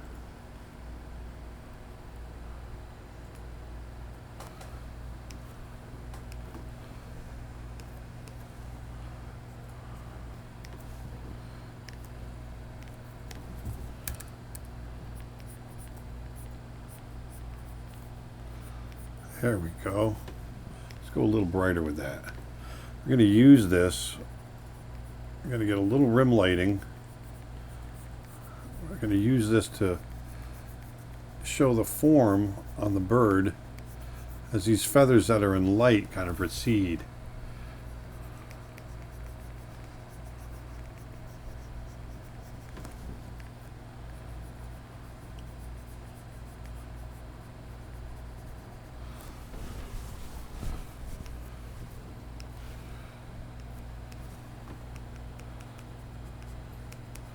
It's all about pushing the light now. Really trying to get this light strong.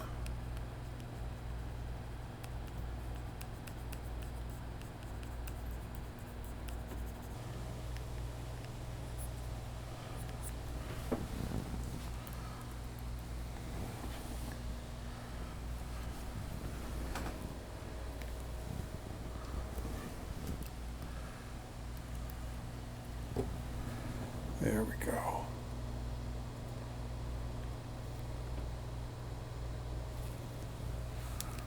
Let's clean this up a little bit on that drawing layer, that initial drawing layer. See that? We're keeping it nice and loose. Now, one thing we're gonna do something here. I'm gonna go ahead and put those into a folder, and I'm going to copy that folder. We're going to try something here. I'm going to merge that group. And then what I want to do is I want to take this wing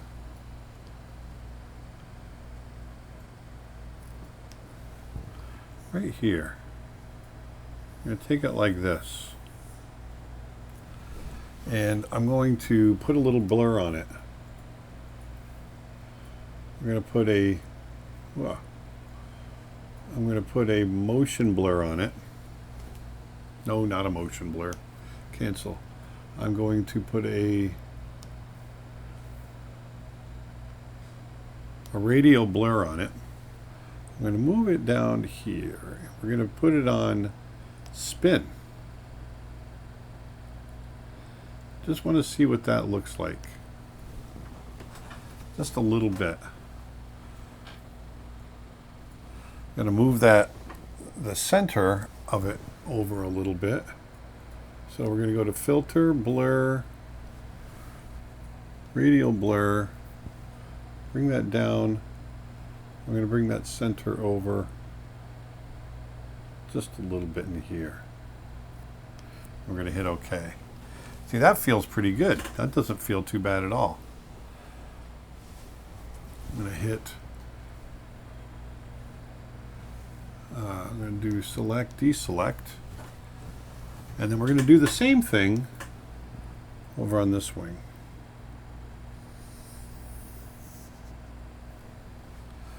I'm going to go blur, radial blur. We're going to move our center up here.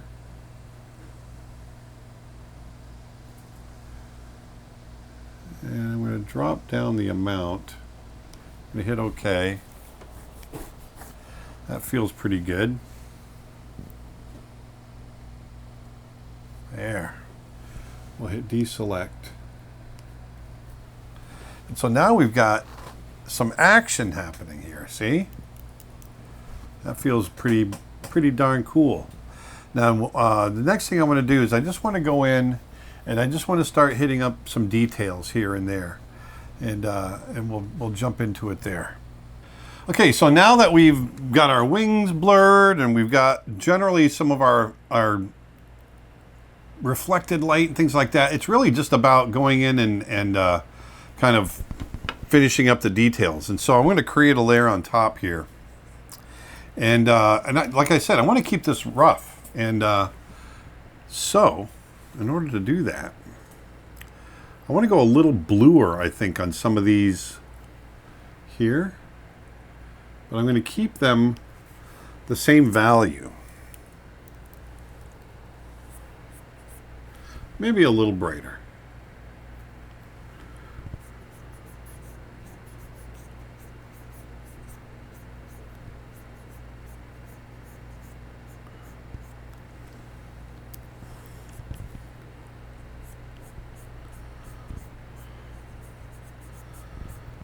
And then what we're going to do is I'm going to clean up some of these vermiculations.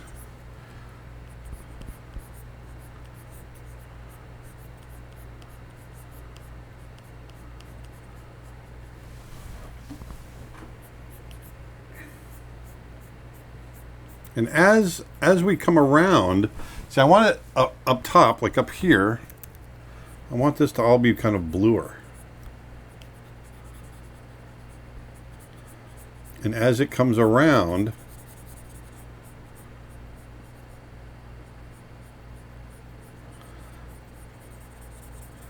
it's going to warm up down here.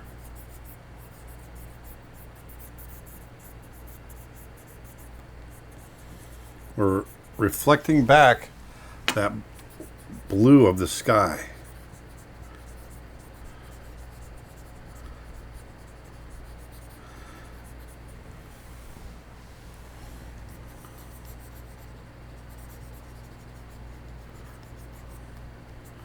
Maybe a little bit here.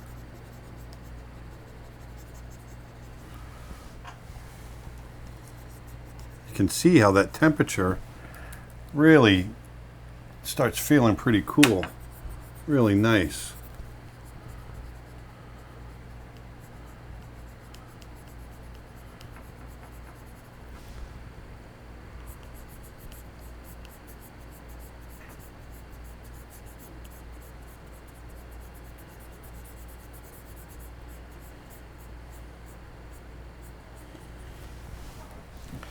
There we go.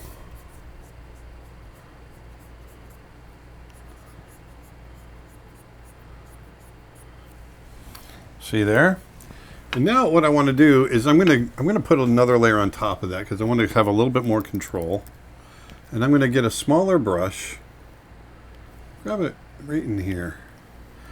And I'm just going to add a little bit more detail with these vermiculations, but make them a little more controlled.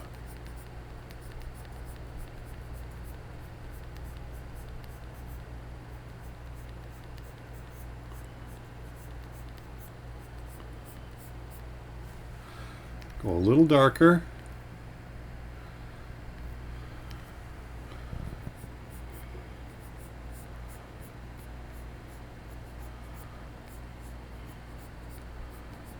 There we go.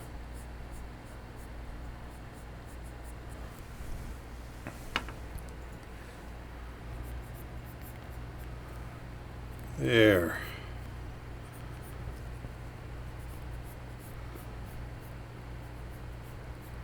Get a little bit more control on them. It feels a little more accurate. Getting that nice, those nice vermiculations coming across.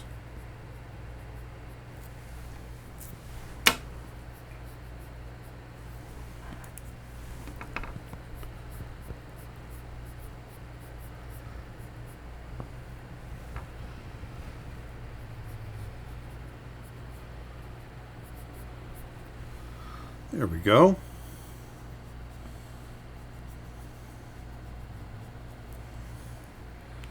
Go a little darker. We're going to get a few spots on the chest down here.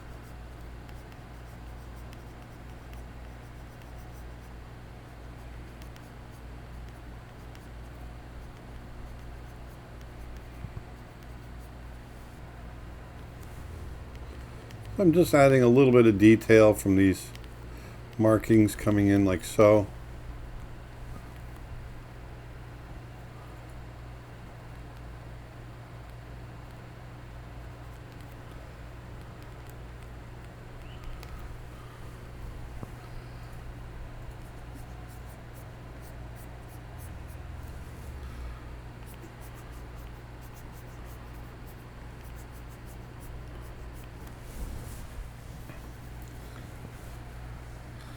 There we go. I'm going to come in here.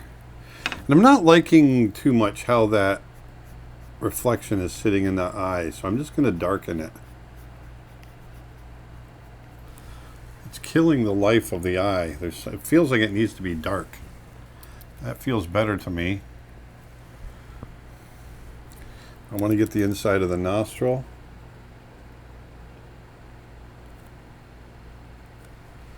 We're going to have a little bit of a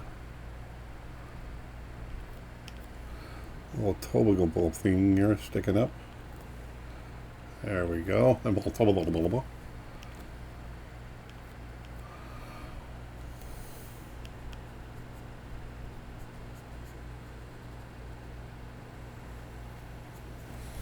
So this is where I want to, pay attention and get the most detail.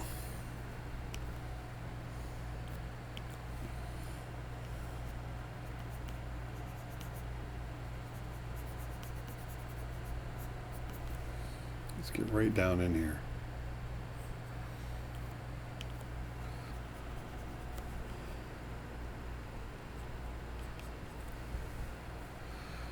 Go a little grayer in here.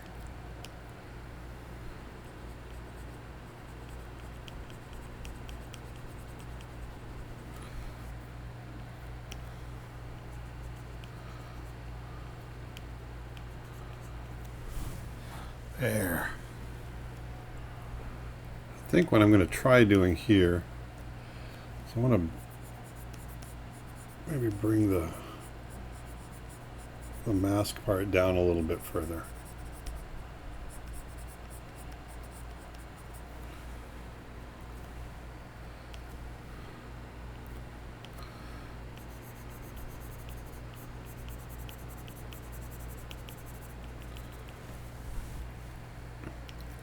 I like that better.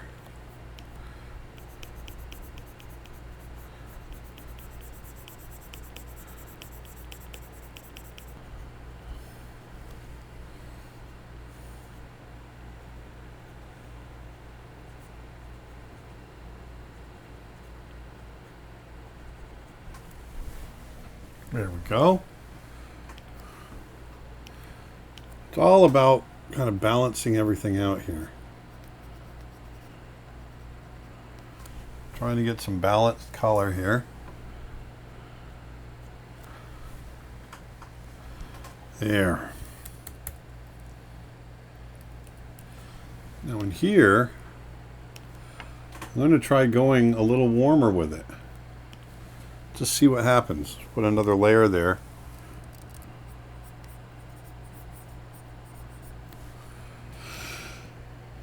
Just a little brighter.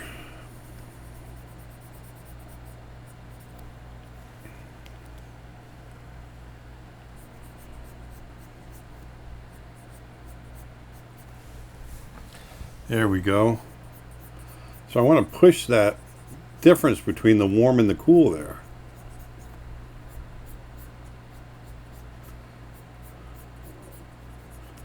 Really get those playing off of each other in the shadow. That feels pretty cool. I like that.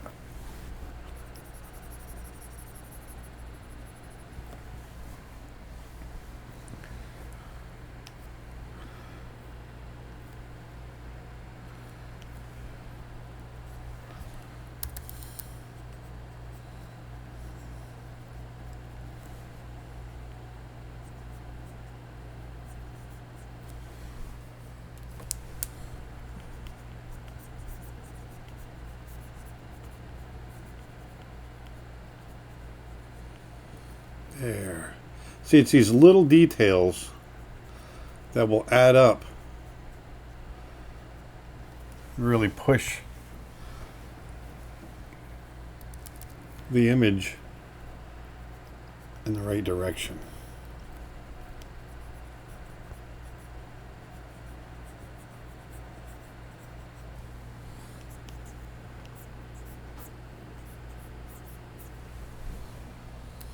So now what I want to do is I'm just going to add some just added color in here, like it's blurred, but I'm doing it. This is where I put my artistic license into effect here.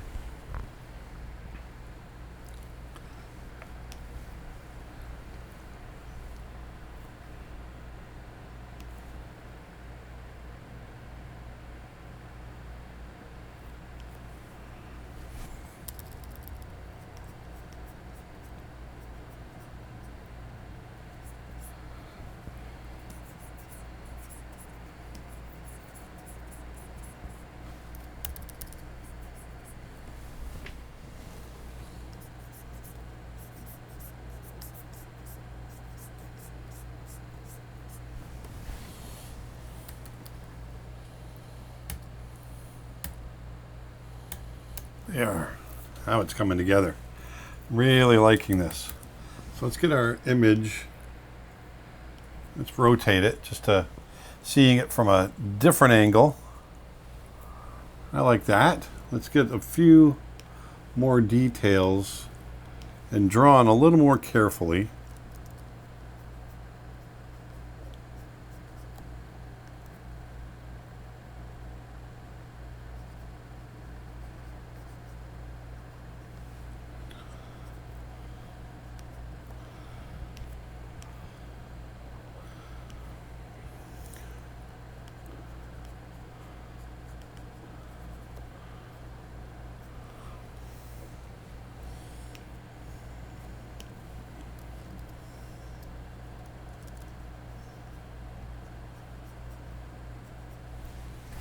There we go. Hitting some of this reflected light. Still trying to be loose with it.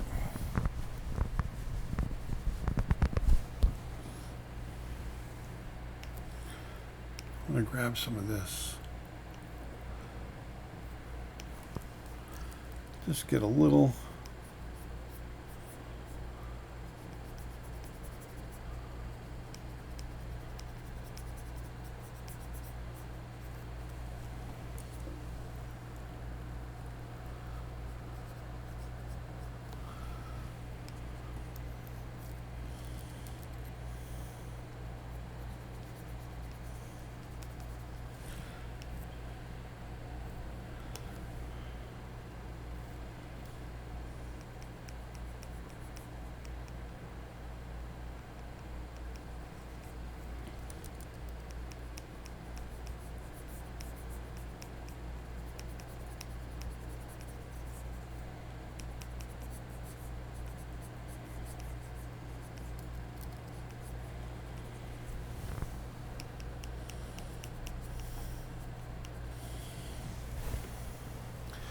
There. Just want to get a little brighter reflected light to define that form just a little bit more. I like to push my reflected light to its limit. There does come a point where it's too much, and you got to watch out for that.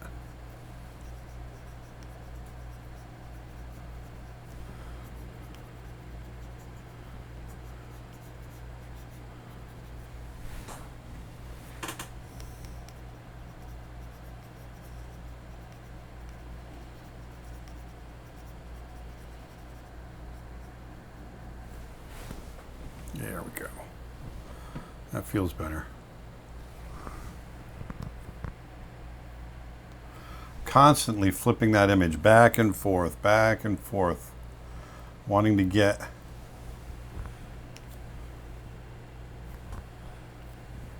the drawing right, making sure everything is good.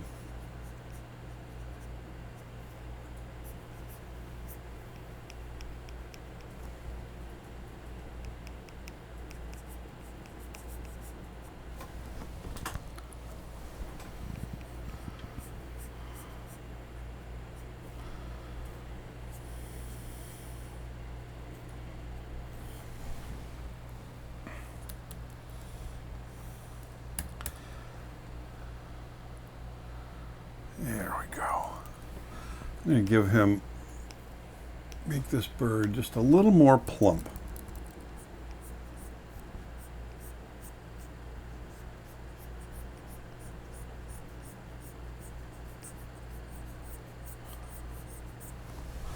And give it a little more action in here.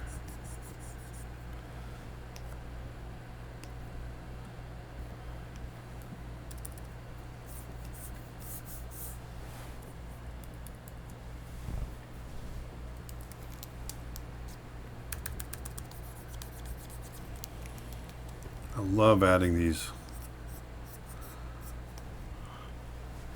little bits of action.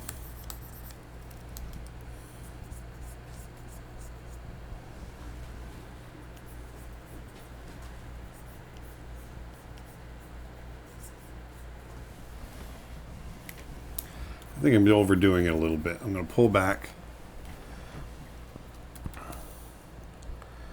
right there. Now, one thing I'd like to do, even though it's a shallow distance, shallow depth, I think I would like to push. I want to push the depth. So I think what I'm going to do is I'm going to put a layer over the top, and I'm going to grab kind of a blue gray, something in there, and I'm going to fill the whole thing. Now, what I want to do is bring it down to about, well, let's just start with 26%, see how that feels. And then what I can do is I'm going to grab my eraser, but I'm going to make it an airbrush, soft round. And I want to just start with erasing around the head. And I'll get the feet nice and clear. Maybe erase the the fronts of the wings.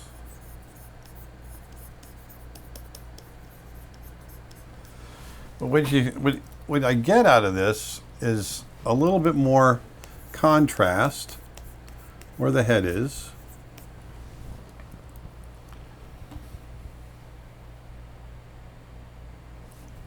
And it pushes like the tail feathers and that sort of thing back further. Now what I'd like to do is I'm going to put all of this into a folder. And I'm going to copy that folder. And I'm going to merge that group. And what I want to do is I'm going to come up, well, first of all, I'm going to copy that. What I want to do is I'm going to come up and I'm going to go to hue and saturation, and I want to push that saturation.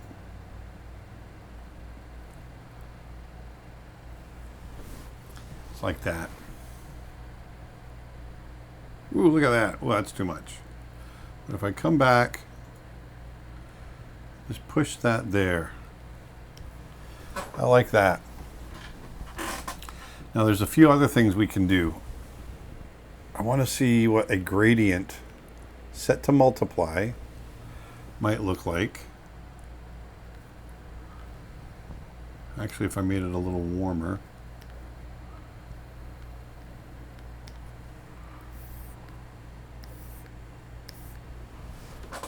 Like he's coming out of the sky into more of a dark cloud down there. That feels pretty good.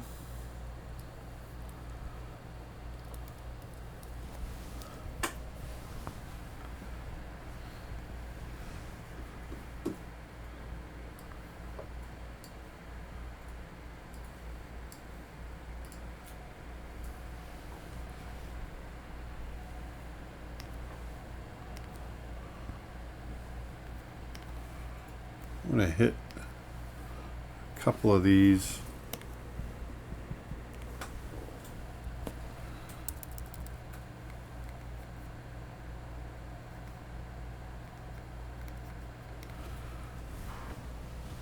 There we are.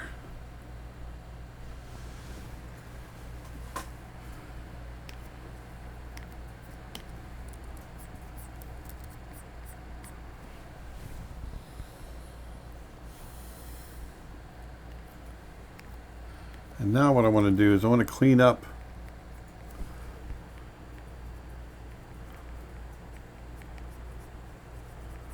some of these lines.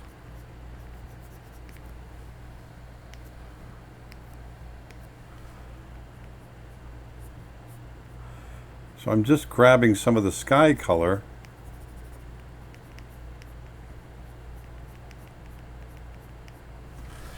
and hitting it in here. And getting rid of some of that line work.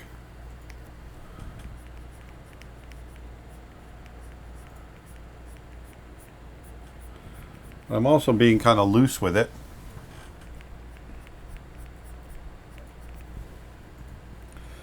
So I can let it just kind of fade out.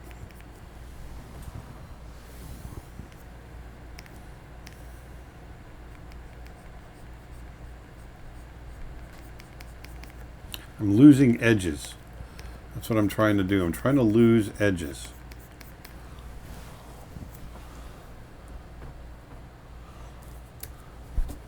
And I want to lose some of those pencil lines.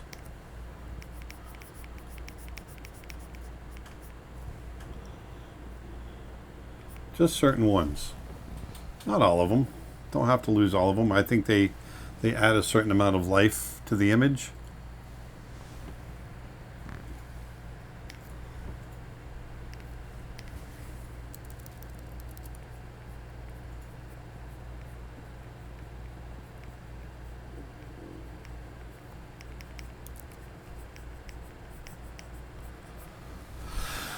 There we go.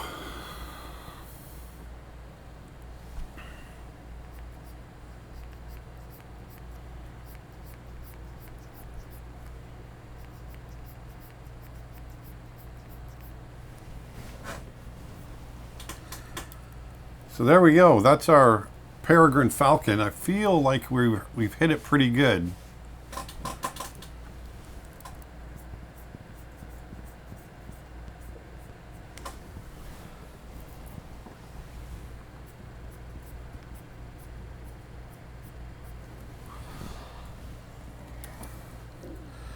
That feels pretty nice, and I feel like we've gotten that kind of that dynamic pose, the impact, all of that working really well. I'm gonna blend those together.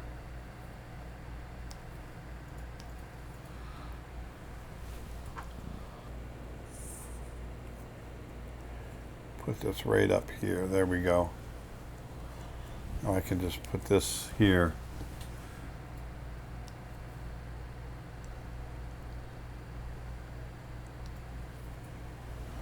Now I feel like we got something strong. That feels pretty good. Let me try to push that a little bit.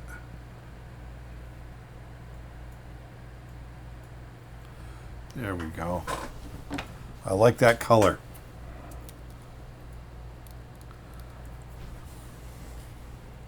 Coming right out of the sky. So there you have it. There's our peregrine falcon. I'm just going to go ahead and sign it.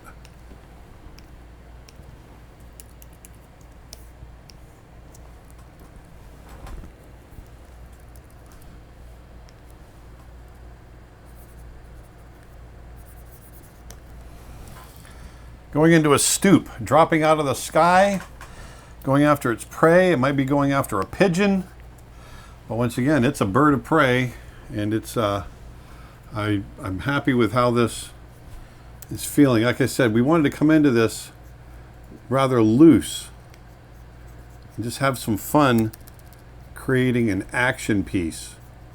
And that's the thing, you know, when you draw birds, you don't have to render every feather. You don't have to do that. That's not what's important. What's important is getting the spirit, the life. You know, a peregrine falcon is a bird that it's the fastest animal on earth. You know, that's what it is. And so here I wanted to get a little sense of that, a little sense of speed. And I feel like we got it. He's coming in and he's going to drop into that 200-mile-an-hour stoop and knock that pigeon right out of the sky. So let me just kick this really quick. I want to get a little bit of this. It's my classic one more thing. Dustin just loves it when I do that. There we go. So there it is. Peregrine falcon coming in, going after its prey. Why don't we take a little break and we'll go on to the next video.